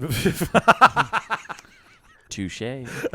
So, So is Dexter. so the federal government. So he's out to fight crime, to fight injustice, and not use these powers to just walk up to some pretty. So girl does on the lead street. poisoning cause violent tendencies, which makes him a vigilante? I don't know the medical science behind what too much lead does. It in my So story. violent crime is at a 40-year low in North America, and there's a direct correlation between the removal of lead from gasoline.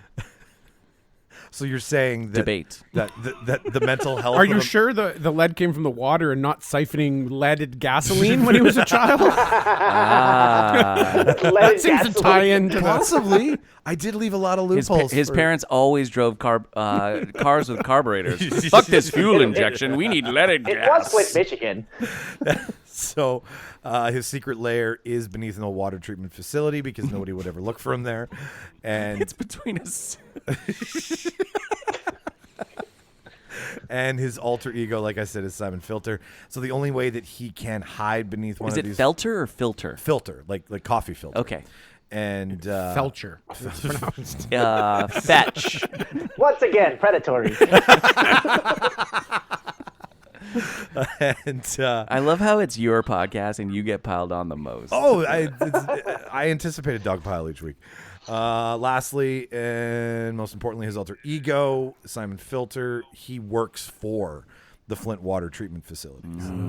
So for him to obtain all the information that's gone on with the Flint water crisis, he kind of doubles up where nobody would look for him. His lair being beneath an old one. And Does he maintain the high level of lead in the water with the hopes of finding another person with the same powers as him? No, he doesn't. He just wants to stop it and find a cure. Okay, that's good. I thought you were going to tell him This is what it his sounds day like when job dogs was cry. his day job as an attorney running a class action lawsuit against the town of Flint for poisoning children. It's an old 90s lawyer movie. Aaron Yes. Brockovich. Exactly. All right, well, I feel like I've been chewed out, but I don't know if there's anything left. Gentlemen, feel free if you've got anything left. Or should we move on to Rob and I can switch this shit up? The whole suit thing A little weak. was a little weak. I don't understand why he's got to like store the power for later use. Like I feel like it's his power's on fucking demand. He's just like, fuck you, I need more power. Come here. Right? Yeah, you know? the suit is designed to be able to say, take your power and then Mark's power and Martin's power and have them all stored. How Oh, that's yeah. no, that's cheating. But why is it cheating? Yeah, you can only have one power. you- I only have you're- one power. His power is just- absorption. He just happens to be able. It's like a weird caveat. It's like a fucking loophole to be like awesome. Yes. Yeah. You've created some sort of battery that stores other people's powers. It's like a human echo tank, or not an echo tank, a human, what's the tank from Ghostbusters that they put all the ghosts in? Ecto Like- chamber. Ecto Like, is chamber. this guy going to be Ecto sponsored chamber. by Tony Stark? I don't think so. Yeah, like how expensive was this suit? It was $1.1 billion. I didn't get into technicalities as much as I did. I know, but that's why we're picking I'm- apart the stuff that's easy. Of It's course. a low hanging fruit. Yeah, this is a lot easier than a studio pitch. I'm sure of it. They wouldn't even let me get out. I wouldn't even be in the door with They're this like shit. filter. Filter, siphon. Nope. Nope. A bunch of kids are gonna go see this movie and then they're gonna go, not a problem. Hardly an inconvenience. May I please touch your skin to absorb your powers? all right. Have you seen the Screen Rant movie pitch guy? No. They do that. It's like, so you mean the guy just can store powers and have no problem? You get, oh yeah, not a problem. Hardly an inconvenience. And it's like all these like unbelievable things. So we can travel through time whenever he wants. Yeah, no problem. Hardly a convenience. No butterfly effect whatsoever. Rob, I want to introduce you to the hot seat for the first time because it is fun. So please tell us what your superhero pitch is. So the power I chose was flight. Okay. Okay. And I was thinking that this would be kind of kind of like coming of age story, and it would have some elements of comedy to it. And I didn't think of an actual superhero name, but maybe the word flock. He's like a flock of birds. Seagulls? I was gonna say seagulls. I was gonna say a flock of one. And I ran so far. Sorry. Fuck alter ego. That's his theme music whenever he walks into a room. And gotta get away. And I was thinking of like origin stories, and of course it's always like, didn't know his parents and was like left at the doorstep of an orphanage, and then was adopted. Whatever. Anyway, and he finds a secret hidden he's chamber. obviously not a penguin because that's the bird that doesn't fly. But thank you, last name thank Cobblepot? you, Mark. Yes, and he has a monocle and a top hat. He finds his chamber More- beneath his family's mansion, and it's filled with seagulls. I just want to put this on the record.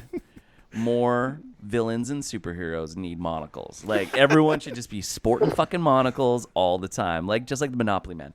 Now, anyway, Mandela effect. I just envisioned this one scene where there's like this Monopoly kid. guy doesn't have a he's monocle. maybe. I know he doesn't, but.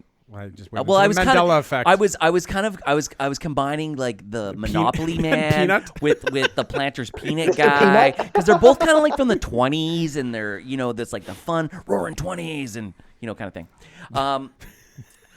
Anyway, I envisioned this scene where you've got maybe like a 10 or 11, maybe 12-year-old kid, and he's riding his BMX bike, and there's a situation where he's coming down a path too fast, and he basically takes the corner too quickly, skids out, and like endos over his handlebars, but there's almost like an embankment that goes down, and he's like falling, he's like and then right before he hits the ground, he just hovers there, and like realizes that he's got the flight, and he's kind of like, whoa, what the fuck? And then it's like a series of cutscenes where he's like trying to jump off different things, and then realizes eventually not only can he like jump off things and hover, but then he can actually maneuver and fly around. And then as he gets stronger with the power and gets more adventurous, he then flies through different situations and goes up higher. But then I think there's definitely an opportunity here from a comedic standpoint, because we never talk about this with flight, and that is what happens when bugs get in your mouth and that kind of shit. Because when you're riding, or a strong crosswind, because when you're riding your bicycle, and then have you ever had like a bug go in your eye, or like in your mouth, and you're like, imagine that, but you're going like fucking like Mach 1 through the fucking clouds and shit like that. Or when like an airplane hits like a fucking bird, and there's a giant dent in the nose cone, or like it goes into the engine and like the plane crashes and stuff. They never talk about what happens in that situation.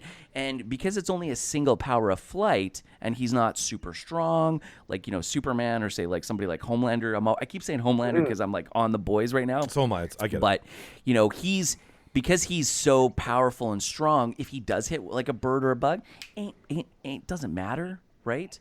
So so from a caution perspective, you would have to think, if flight is your thing, do you have some kind of like face get up kind of thing? But the other thing you got to consider Rob, too. ask Iron Man to make you a suit. Well, that's what you got to do. The other thing is you got to be careful how high you go up, because you got to remember how thin the air gets at like 30 or 35,000 feet. So think of that, the death zone on Everest. Well, if you're going way up in the fucking clouds, the air is going to get thinner. So would that actually, be debilitating to somebody that only had flight? That's He his needs like a kryptonite. Star-Lord contraption. There's the helmet. Totally. Yeah. Well, I'll make him go to MIT. Yeah, no, my guy can hook you up. I got a guy. And My guy is should like get together with Siphon Yeah. and just go doubles on a suit. Yeah. Get it by bulk. Buy one, get one 50% off. I just imagine a scene where he's flying and then something hits him in the eye. And he's like, and it's all red. And then he like decides to get like steampunk glass goggles or some shit. And then he's like, oh yeah, and he's like flying through the air. And then something goes in his mouth. And then so there's like an evolution of him adjusting the suit until eventually he looks like the fucking Rocketeer or some shit. This feels a lot like Spider-Man. Well, of course. Tripping over your power. eventually learning. Totally. But I do like the comedic effect, because it's always the like Spider-Man aside, most superhero movies are like, this is your power, and look at all the cool, fun, sexy things you can do with it. Whereas this, you're like, no, this is the normal everyday life shit that a guy who's got super flight would have to deal with. And I mean, it also depends on how you want to introduce the power and at what time. So I know a common thing is to introduce the power in teenage adolescence, right? And it's almost anomalous to the fact that, you know, you're going through puberty, your body is changing, you're becoming a man, or you're becoming a woman, right? Or becoming a flock, right? Exactly. So adding a power to it it kind of makes sense with that whole flow, and then it's a completely different experience to, you know, an adult, like, you know, when Bruce Banner becomes the Hulk, right? Well, he's a grown adult, he's like in his 30s, and then he gets the power. So it's interesting how a different character experiences a different power based on the age that they discover that power, or they get the power bestowed upon them. Yeah, your perception of the power Absolutely. changes based on your age. I like that. Yeah, look at let's use the Fantastic Four as an example, right? Let's Each of them not. is at which one? Well, hang on, which one? What? Well, not the movie, just the fucking comics. Oh, okay. But just like their powers, right? Each one of them is at a different stage in their life, and I think they deal with that, you know, getting that power differently, right? So Johnny Storm is kind of like, whoa, it's so fucking cool, because he's still kind of like in Check me out, yeah, man. whoa, right? And you know, so it's I'm just using it as an example, right? I can't figure it out. Did the Human Storm become Captain America, or does Captain America become the Human Storm? Human Torch. Human Torch, the Human Storm. Is that the name Where of does your it fall character? in the canon? Yeah, the Human Storm. They usually don't double cast somebody, but they were like, Chris Evans is the shit. And that movie sucked. Nobody saw it Nobody anyway. fucking saw that No, movie. it's wiped off Yeah. its credits. Well, Jessica Alba with the fucking dyed blonde hair and her fucking like blue contacts, like you couldn't have cast somebody else. Couldn't cast a blonde-haired, blue-eyed girl. You had to Yeah. do both to this brunette, brown-eyed lady. The scene you were talking about with all the the real bad things happening makes me think of the Deadpool scene in Deadpool 2 with X Factor all jumping out of the plane. Getting caught in the wood chipper. Totally. No, And now his villain, I jokingly said his villain will be like a mole man type kind of character that only goes underground. underground. And it's kind of like ironic because he can't fly underground, so it makes it more difficult to deal with him. I get it. Okay, the push and pull of it. But levels the playing field. That's my pitch. It's not much of a pitch. No, but it it's was more just, you know, it was just an idea. I'm just kind of. I like that. I'm just throwing it against the wall and seeing what sticks. or hovers. Hover, sure. Just throwing it off the cliff and seeing what hovers. I just think that would be a cool scene where it's just like, and he's just like, and the kid's just like, what the fuck? Your name, a flock, because like I think of a flock of none when I think of a fleur, you know, like I'm flock. Okay, where's the rest of you? Like that was the only. I'm a wolf pack of one. right? Can you Zach Galifianakis in Hangover? I was being funny. No, okay. I think Zach That's the Galifianakis should play him. Flock is the stupidest fucking name for a character that flies. Should have called him Gully. Go. Golly, take off. Hover. It'd be cool too if if his sub power was he had that cutaneous layer that goes over his eyes, kind of like a shark. Whereas they got an eyelid and then they've got another kind of clear eyelid that like goes a permanent over. contact lens. And it's like a permanent contact lens, and he could like put that down so when he's flying through the air, nothing hits his eyes. It's like having built-in goggles. But anyway, that's. Ooh. Ooh. Did you have any But costume? we only get one. We only get one. I know we only get one. I just said it would be cool if I could do that. And it would also take away from the comedy of obviously the steampunk goggles. That's a scene you just don't want to cut. No, you need that scene for Yeah. sure. Costume at all? Like, or is he costumeless? Like, did you like a leotard? Sure. I mean, I don't know. Like, I picture him I looking thought like you the guys were fucking gonna go 2 for 1 with Rocketeer. Tony Stark. I like that you mentioned the Rocketeer, like one of the worst. Like, It's so bad. Who was even in it? Well, the actor, he was in the. Did you ever see a show called Helix? No. Awesome option. They discontinue it. He was also in. He's kind of become an established actor again in his late 40s, early 50s. It's funny how Billy something is his name. Yeah, no, it's all coming back to me now. Like Celine Dion says, I just can't. I can't. And the the girl that's in it too, the lead actress, Rickett. No, that's not how you spell it. Rocketeer. Oh my God, we need to take Billy Rocket. Campbell and Jennifer Connelly. Connelly. Jennifer Oh, wow. Connelly. Now, how big were Jennifer Connelly's eyebrows in this movie? Were they as big as them In Labyrinth? in Labyrinth or Requiem for a Dream, perhaps? No. Billy Campbell. Yeah, Billy Campbell. What's the show that he... And Alan Arkin and Timothy Dalton, Paul Sorvino, Terry. There's a lot of people who've had careers since this movie, except Billy. Despite this movie, people that actually went on to be successful. Billy Campbell was in the TV show The Killing. That was the name of the one I couldn't remember. Okay, and then I see Helix here and all this other stuff. But no, I like the fact that you kind of gave him like a little bit of, like you mentioned steampunk. I can actually see this guy in like a leather jacket and like parachute pants, like Billy Campbell was as Rocketeer, except no helmet. Right? But Or I want some sort of helmet. But right? I want circa 1990 hammer pants, parachute pants. Okay, I was you just can going to have ask that. you, what era is Yeah. this? It's not very aerodynamic. I think this is one of those movies that could be like a timeless thing. It could be in any timeline, right? It could be in the 1970s. It could be in the 1980s. It definitely needs to be pre high speed internet, pre smartphones in my mind. Oh, okay. Yeah. Okay, so where imagination still existed. Correct. Pre fed everything. Correct. Kind of like Willy Wonka. Okay, yeah. Yeah. All right, I get it. Like a level of a pure imagination. I walked into that one. All right, Mark. The era is really important when it comes to superheroes because what the technology of the day is, Totally. playing off of your power is important. Well, always. I envision him riding his like BMX kind of bike, and he's got his jeans that are kind of rolled up at the bottom, and a pair of like beat up Cons, and he's got his T-shirt on, and it's maybe one of those like baseball shirts kind of For thing. some reason, I think of the Stand By Me era. I was just gonna say, Yeah. I'm like, yeah, like this, But then it wouldn't be I a think they BMX bike. I think they filmed that scene in Stranger Things. I was gonna say, so that when you were describing the bike scene, Rob, Which is an I was awesome thinking, era. for some reason, I started thinking of E.T. So And did I think I. what Oh, could have been yeah. funny is the E.T. song plays when he discovers his power, like because he's flying. No, it's not the All of a ET sudden- sound. It's actually the sound. It's actually the soundtrack from the ET video game.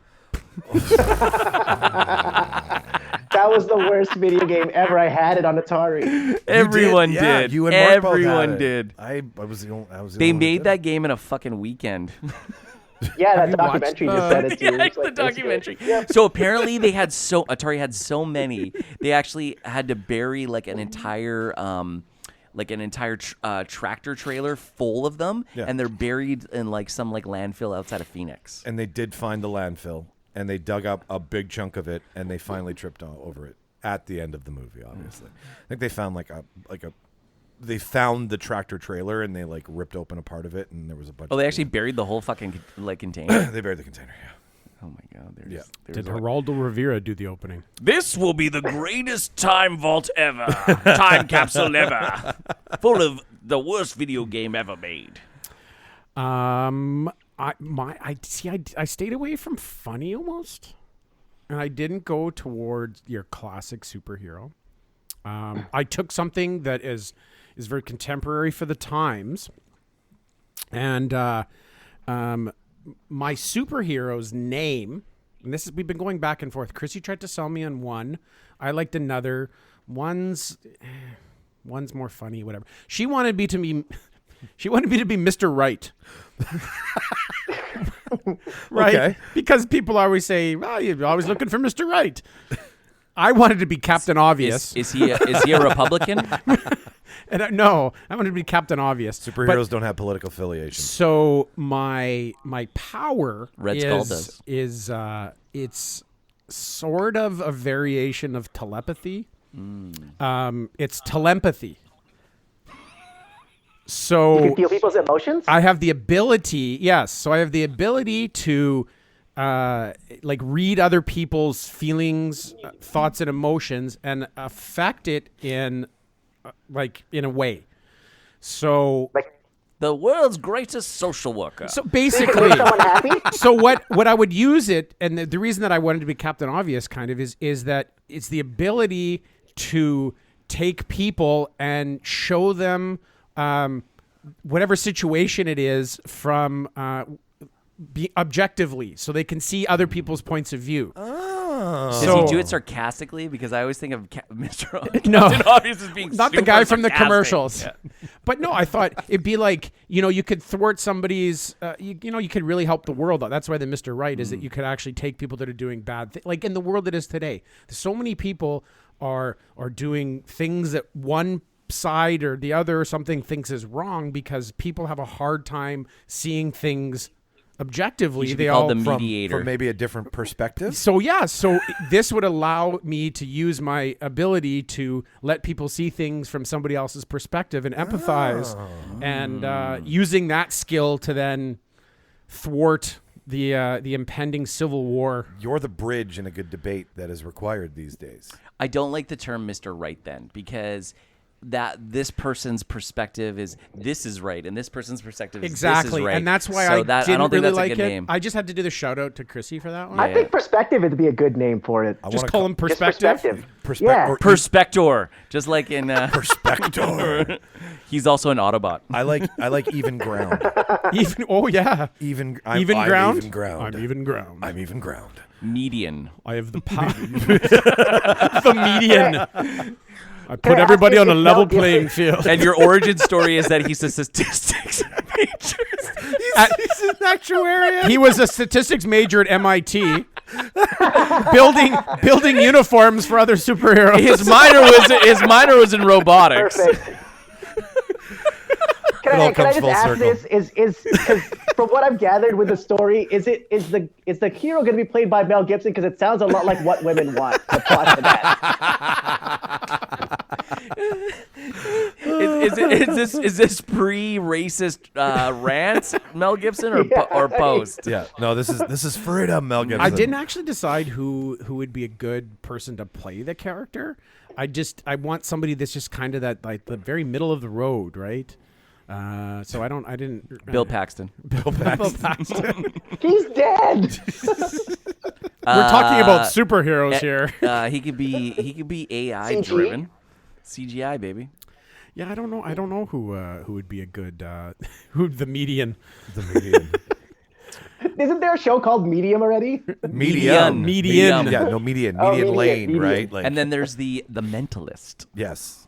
So yeah, it was kind of the thing. So it's not like a crazy superpower. It's not like he could really do anything evil with it, but it starts developing again.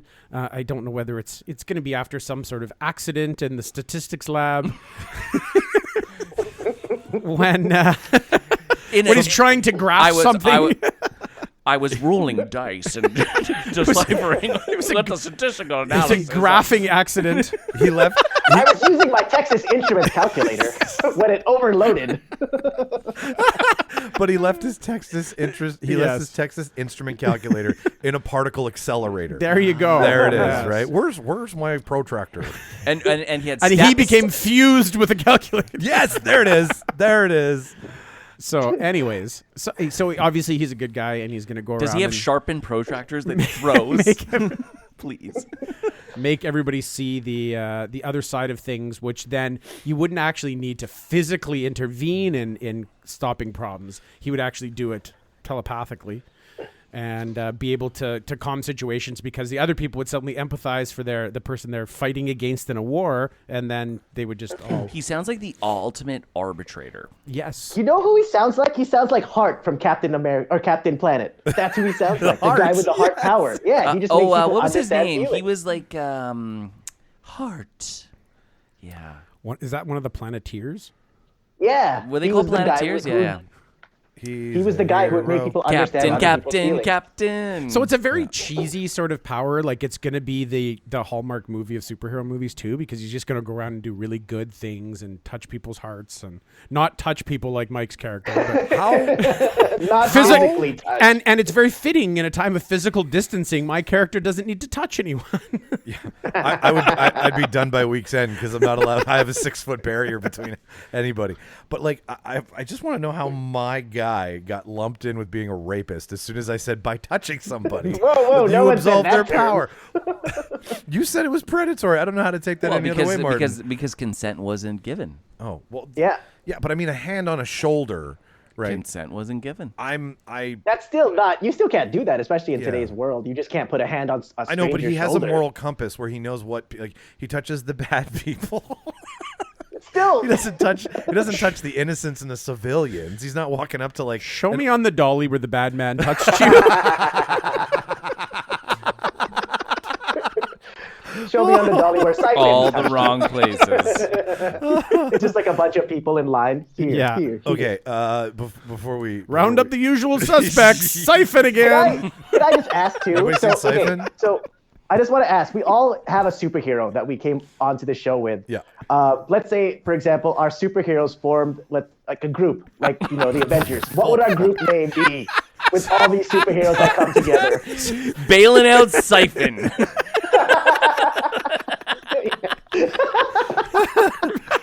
Bailing out Siphon. it would be called bail money. The Siphon bailout. The siphon bailout. So we had a flying flock of seagulls. We had a flock of one. Flock of one. We have a handsy touchy hero. We have telepathy, which is, and I just want to say, Mark, I love the idea. I think it's great, but I think your guy after 1 week is going to have the worst mental health and off himself. So see, as part of that ability, though, is that he can remain completely objective too, so the emotions don't affect him. Okay, Right? all right. So that's part So of the his ability. name should be Prozac. I feel no emotion, yet all the emotions. Captain Valium. Captain Valium. But yeah, Did you have an idea for a superhero team name, Martin? No, I just wanted to bring that on the table because I think it'd be just a funny No, group of people, who came together and form a team. And I think we all pick characters who are, they're not like, Captain Americas or Iron Mans. They're all kind of misfits in their own light. Well, yeah, So- you're totally right about that, and that's what with not being too obvious, the Motley Crew. I mean, because it's really I would say the misfits. The other thing is The too, outcasts. we also have to remember There that you go. the most superheroes typically don't have a single power. There's a series of powers Yes. that equate into it, right? And they might be able to, I don't know if you remember like the Marvel superhero cards, and they had like all the different powers on the back, and they had like the little graph. And I they had would, those. They The would Marvel ga- cards, yeah, they were the Marvel great, cards, yeah. right? And I mean, with the exception of Captain America, everyone's got multiple things kind of going on.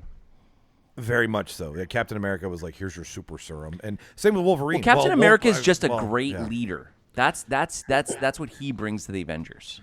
Have you seen the new movie on Netflix, the Jamie Foxx superhero one with Joseph Gordon-Levitt? Oh, it was okay. Like the one where they take the it was- drug and then they've got the power for 5 but they minutes. all have one power. That's Yeah. what I kind of drew from Or that. they is, blow like, up. Everyone takes a drug and they have one single power based on some sort of animal stuff, which is pretty cool. Now, Yeah, I it wanna was be, cool. I want to be clear. This is this is my character that I'm pitching for this. If we went back to the original one where you get one superpower for one 24-hour period, Yeah. I would do dastardly things with that superpower. I would have a teleport power, kind of like in the movie Jumper, where I can like jump into different places, which would be similar to what Nightcrawler is. I picked super speed because you could take more, and like in the original debate, I picked super speed because you could take advantage of the 24 hours. You could do more things if you were really fast. Yeah. That's what I picked. But would you be like A-Train and your heart explodes? Well, but his heart explodes. No, because of like the Project Flash, basically, V, the super right? speed. He doesn't. Well, spoiler alert. But okay, yeah, I picked Dr. Manhattan and got really confused because I was like, "What's omnipotence?"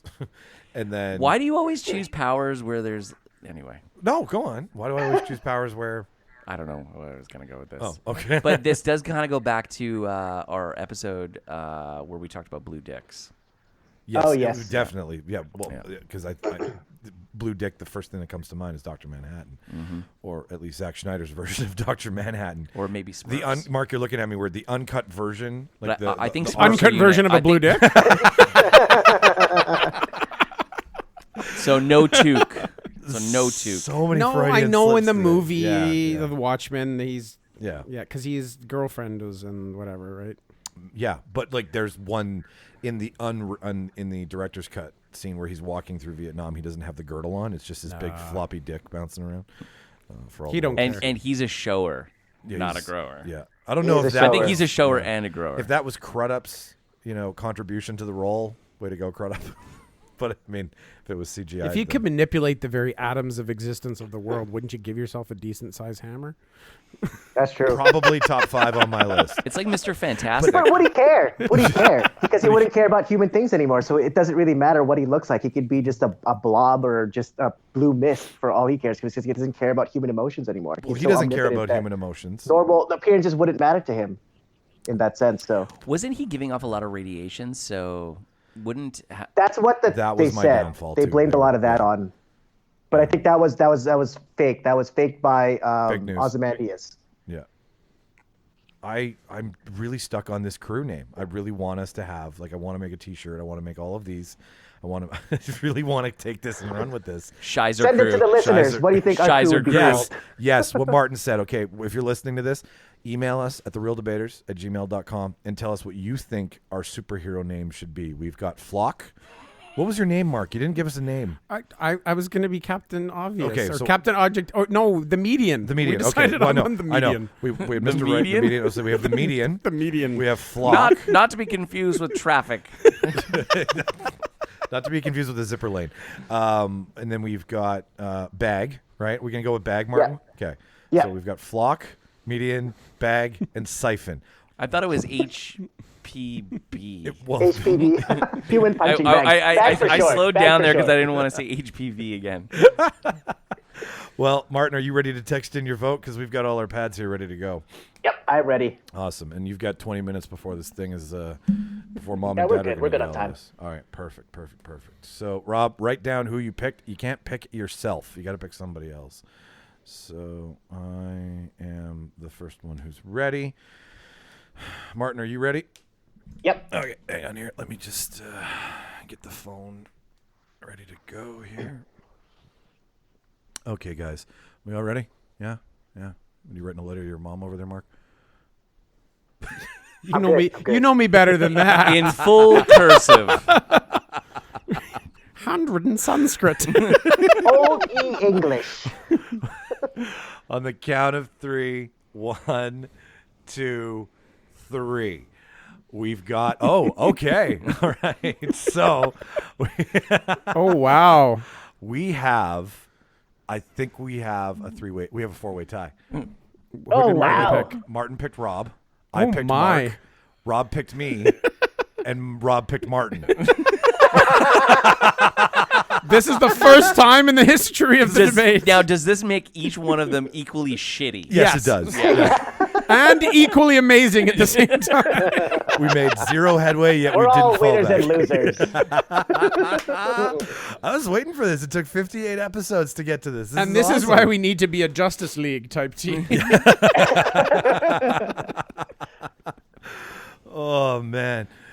All right. Well, The League of Ordinary Gentlemen. The League of Shitty Backstories. I would love to put these on paper and send them to Warner Brothers and be like, "We did a podcast." We should find We should find someone who's an artist, and Yeah. they can, and we'll give them a Yes. description. They'll sketch each Oh, one. That's that'd be what I'm cool. talking about, right? And then send these in a pitch envelope, send them to Warner Brothers, and be like, "We did a podcast. What do you guys think?" And Siphon get will some have a black real- trench coat. Like, get some real 100% critique notes from a studio. I think My that guy is sweatpants and a Captain America t-shirt. is what we're gonna do. There's And like a pot belly, Yeah. and the shirt's like Yeah, too yeah. short, so if Yeah. he reaches up, you can always see his midriff. But That is my guy. Okay, Martin, this is what I want to do. I want everybody to send their idea to me. He also has food stains on his shirt because he's the kind of guy who eats a hot dog and mustard falls. Oh yeah. Yeah. He's the guy you see at a comic book store that you would expect to see at a comic book store or a Games And Workshop. and, like a and, Warhammer and on the store. sweatpants, on the side of his sweatpants, there's Cheetos finger wipes. Oh. Easily. Yeah. You're describing every World of Warcraft player for the last 15 years. Hey, don't alienate our WoW players. I used to play a lot of World of Warcraft. Thank I you used very to be much. one as well. Okay, all right. And the So- rule of thumb is you don't eat Cheetos while playing World of Warcraft. Now, would that offend World of Hot Warcraft? Pockets. You eat Hot Pockets. Martin, how many? What percentage of World of Warcraft players do you think that would offend? Let me just run the numbers really quickly. 33.33, repeating, of course. I had to set you up for that one. I know you did. I appreciate it. I did that. I will retract. I don't think World of Warcraft players are bad or weird people in any regard. I just know when you go into a session, you disregard the rest of life until you come out, right? So I can imagine totally. wiping greasy easily, hands, yeah. eating, like Well, doing you don't it. even eat. You don't even pee sometimes. Yeah, like, I remember telling when I was really hardcore into it was like the first couple years it was out. And I remember my girlfriend at the time would be like, "Hey, I'm going to bed." I'm like, "Yeah, I'm gonna be there right away. I'm just going into this cave, and I just found this awesome group." And it's like, and then like it's like 3 a.m, and I'm sneaking into bed, and she's like, "Are you just coming to bed now?" I'm like, "I am. I'm sorry." It's crazy. I played for 12 hours a day. That's It nuts. was insane. Wow, what level did you get to? I stopped at, I think, Wrath of the Lich King. So whatever max level that was. Wow, for. you actually played that long. Crazy. Yep. I played for a bit. We did raids and all that stuff. And It was ruining my relationship, and it was actually getting in the way of work because I would play so late, and I'd have to like work the next morning at like say 8 o'clock, and I would just be a fucking zombie. Eyes are like stuck together from too much blue But I screen. bought a new computer just to play World of Warcraft. I don't doubt it. Same with me. I work with a guy that still doesn't do anything in his spare time except play World of Warcraft. I actually loaded it up on my computer again, and I was about to play, and then I was like, wait a second, what am I doing? And I deleted it off my computer. Why am I circling the pool of addiction? This was during COVID lockdown kind of, and I was like, I'm gonna get into this now. And then I was like, wait. I'll get into gardening. No, I'll get back into World of Warcraft. Yeah, I got into sourdough, and I made some. No, not really. I'm kidding. I was gonna say, did you fall down the sourdough hole? They're already halfway down the hole. Really? Come on, they make kombucha. No, I Kombucha's fermented products. Kombucha's the sourdough of the drink world. Well, the Touche. first part of COVID, it was sourdough, right? Everyone was like sourdough, and then like the next 2 months of COVID, everyone was building. I'm building cedar box, cedar planters. Cedar planters. Guess what we built this spring? the cedar planter phase. Well, that was before cedar became unavailable. Yeah. No kidding. Did people get into home kombucha much? They do, but I think the thing about making kombucha, it's kind of like making your own homemade wine. It's where kind of science and art meet, and think about is that your tagline? That's my tagline. Where science and art meet. Yeah, that's what I say all the time when I'm doing my pitch. But when you go to someone's house and they're like, "Hey, I have some homemade wine," you're like, "Okay, I'll try it," and it's like it's either gonna be pretty good or fucking disgusting. Like it's like you. There's no happy median. There's no happy median. And kombucha's similar, right? Like the median is always happy. Some people are very good at making it, some people aren't. Yeah, you should talk more about where they can get this lovely kombucha you guys make. You can go to wolseleykombucha.com. And what are you laughing? Rob would get this funny statistician joke, or he thought of that as like, well, he's usually a happy median, but just once in a while he's also mean.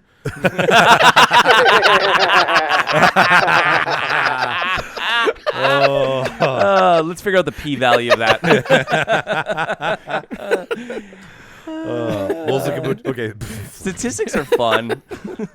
It's funny when I took first year physics at university after taking the wrong math for a long time, and then I finally took that as my math credit, and then after taking it, I realized how much better I was at gambling, and I started going to the casino lots and making more money playing double deck. True story. Sounds like an MIT story. Did you have a special costume while you played? Jeans and a t-shirt. All right. I really liked my suit.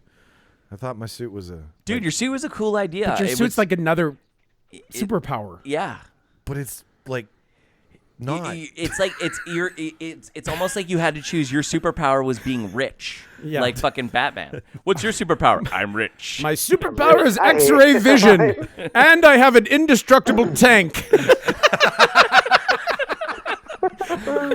and I have a helmet that allows me to when you word it read minds. When you word it like that, I concede. Okay, fair enough.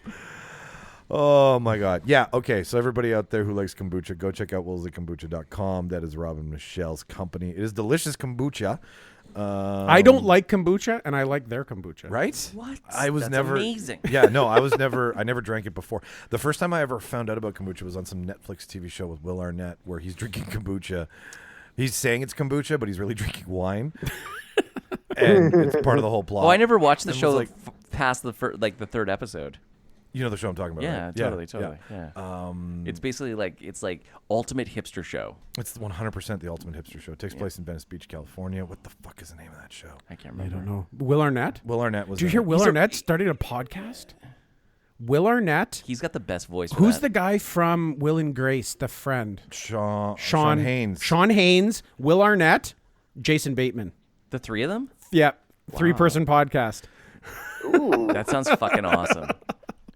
Can you guys listen to us first before you listen to them? Just give us your listen first. I know that's super. Yeah. I want to go listen to them. Before you support all the millionaires from Hollywood's podcasts. Yeah, Think of the little guys. Think of the little Winnipegger ones. Will Arnett, doesn't he have family from Winnipeg? He does. He's from he's from Toronto. He's got like family hacky But here. didn't he come here in in the summer or something? Like his family had a cottage or something? They have gone to Falcon and Westdock before. Yeah, that's how. But he also worked for the city of Winnipeg for a while for one summer job in the sewer system. I found that out. Did he work with Siphon? You beat me to it. He discovered Siphon's lair and was laid off. I love my life. Forced to move to Hollywood because there could only be one. Best podcast. I can't wait till episode 96 where we reference Siphon. Oh God, It's I gonna don't be think. brought Yeah. back again. Yeah. No, there's a lot of callbacks on this. That's gonna be one of them. And here I thought you'd be the flailer. He still is. That would have been a great superhero. Just the flailer. I should have started with that, Rob. That was on our zombie apocalypse close quarter combat weapon episode. Where Oh, okay. I picked the flail from Braveheart, Okay. and the guys were like, "What do you think? The zombies are coming one at a time?" They're in a queue. They're in a queue going up an escalator because I'm going to hit one and then I got to wind up again and then I'm going to hit one. And they were like, Had you been playing the video game, the 80s video game Gauntlet prior to that, where all the monsters just come down a thing? You're just like, tuck, tuck, tuck, tuck, tuck, tuck, tuck.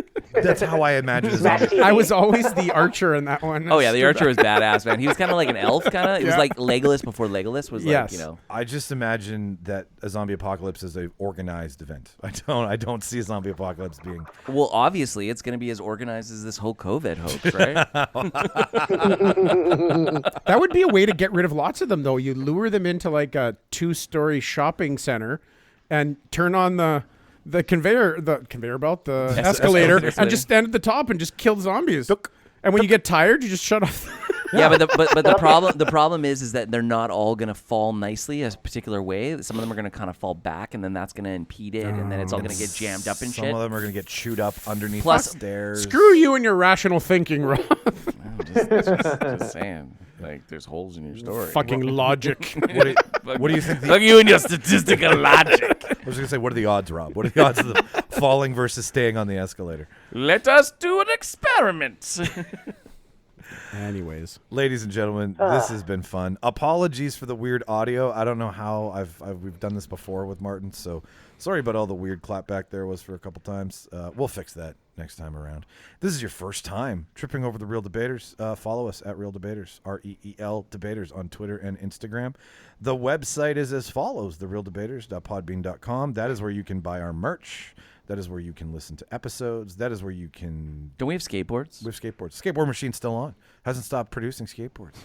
Buy a skateboard. Buy a skateboard.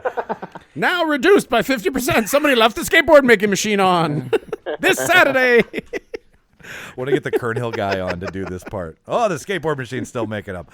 Yeah, I think we're the only podcast. Well, I'm sure there's other podcasts on Threadless, but I think we're one of the very few that I know that has skateboards as merch. So, yeah, go to the website, click on the prop shop. There's 2 different online stores. One's Threadless, one's designed by humans. Lots of fun clothing there. We've bought some. You should buy some too. With that, Their shirts are so comfortable. it's like no shirt at all. And Yeah, realdebaters@gmail.com. Email us your ideas for what supergroup you think we should call this. We'll see how far we can stretch this. If we can get it on paper and get it to Martin, I would like Martin to take it to a studio in Vancouver and drop it off and just be like, what do you think? Is it going to be in one of those large manila envelopes? Yes, 100%. We're going to do this. We're going to do this like they did it in the 90s when you'd like show up with your script and drop it off. And I was like 27 until I realized it wasn't a vanilla envelope. So, speaking of that, I thought like when you licked it, it was going to be vanilla flavored. So I was did I. severely disappointed. So did I. You'd think by now that envelopes would come in different flavors, but no, just one. No, yeah. Yuck. Yeah. Oh, They come come in on, one there's flavor. Yuck. there's make it like the Harry Potter jelly bean flavors, where it was like puke and booger. Did you guys ever have those? Yeah. Those were disgusting. Like they actually had one that tasted like dirt. Like it had that sandy, dirty. Yeah, effect. Jelly Belly made those, didn't they? They did. Yeah. So yeah, real debaters. You know what? I'm not a big fan of cancel culture, but that needs to be canceled. The foods I can cancel. I'm totally down with canceling dumb shit like that. But yeah, realdebaters@gmail.com if you want to email us for a show idea or a superhero idea for that matter. September 28th, we're back at the Park Theater. All three of us are going to be there. Transformers. More than meets the eye. The 80, is it 84? I think it's 84. I feel like 84 is correct. 84, I 86, think it's I can't remember. 85. 85? Okay. Well, Transformers. Hot Rod Good old becomes Stan Rodimus. and we'll be in the Park Theater lobby. Perceptor's in that as well. There's some of the best Transformers are from that movie that never made it to the Blur. Michael Bay ones. Blur was dope. Who was the Ghetto Box? Soundwave. Was Soundwave? Sound Blaster. No, Sound Blaster Sound was the Blaster. Autobot version, I think, wasn't it? Yeah. Yeah, it was Blaster. I had the toy. Like, Just Blaster, Blaster yeah. is what he was Blaster. Blaster, Sound, yeah. Not Yeah. Soundwave. called. Blaster. And he kind of sounded like a. Was he a surfer? No, I'm confusing him with a different character. You're confusing him with Chris from Family Guy. Yes. Starscream had that really annoying voice. Yeah, and he's always been a jet, right? Yeah. Starscream. Leonard Nimoy is Galvatron's voice, Yes. and Orson Welles plays Omnicron. Ooh. Can you imagine pitching Orson Welles back in the day, being like, "Would you like to be the voice of a robot in a A cartoon?" robot planet. Right? Yeah. Like, come on. He's like, yes. How would somebody even go about that? Well, we'll find out. But we'll be in the lobby September 28th at the Park Theater, doing our live cult movie series, arguing cult classics and seeing where they fit in our lexicon of cult movies. Besides that, oh yeah, Manitoba Podcast Festival, September 26th, September 27th. I'll be in one of the. I'll be there as the portion of the Real Debaters on the. But anybody else who wants to come over, guys, if you want to hang out here, we're doing the Podcast 101 panel. So people are going to be asking us questions about how this goes. Which from this episode, we don't know how to create an echo from happening. So maybe we shouldn't be on that panel. Echo. Anyway, September 26th, September 27th. There's going to be a ton of great panels. It's all virtual. It's online. You can go to the Manitoba Podcast Festival Facebook page for all that information. I have been Michael Petrow. To my left has been Rob Strachan. Mark Cowell. and in Vancouver. Logic Boy Martin Navarro. Bye-bye.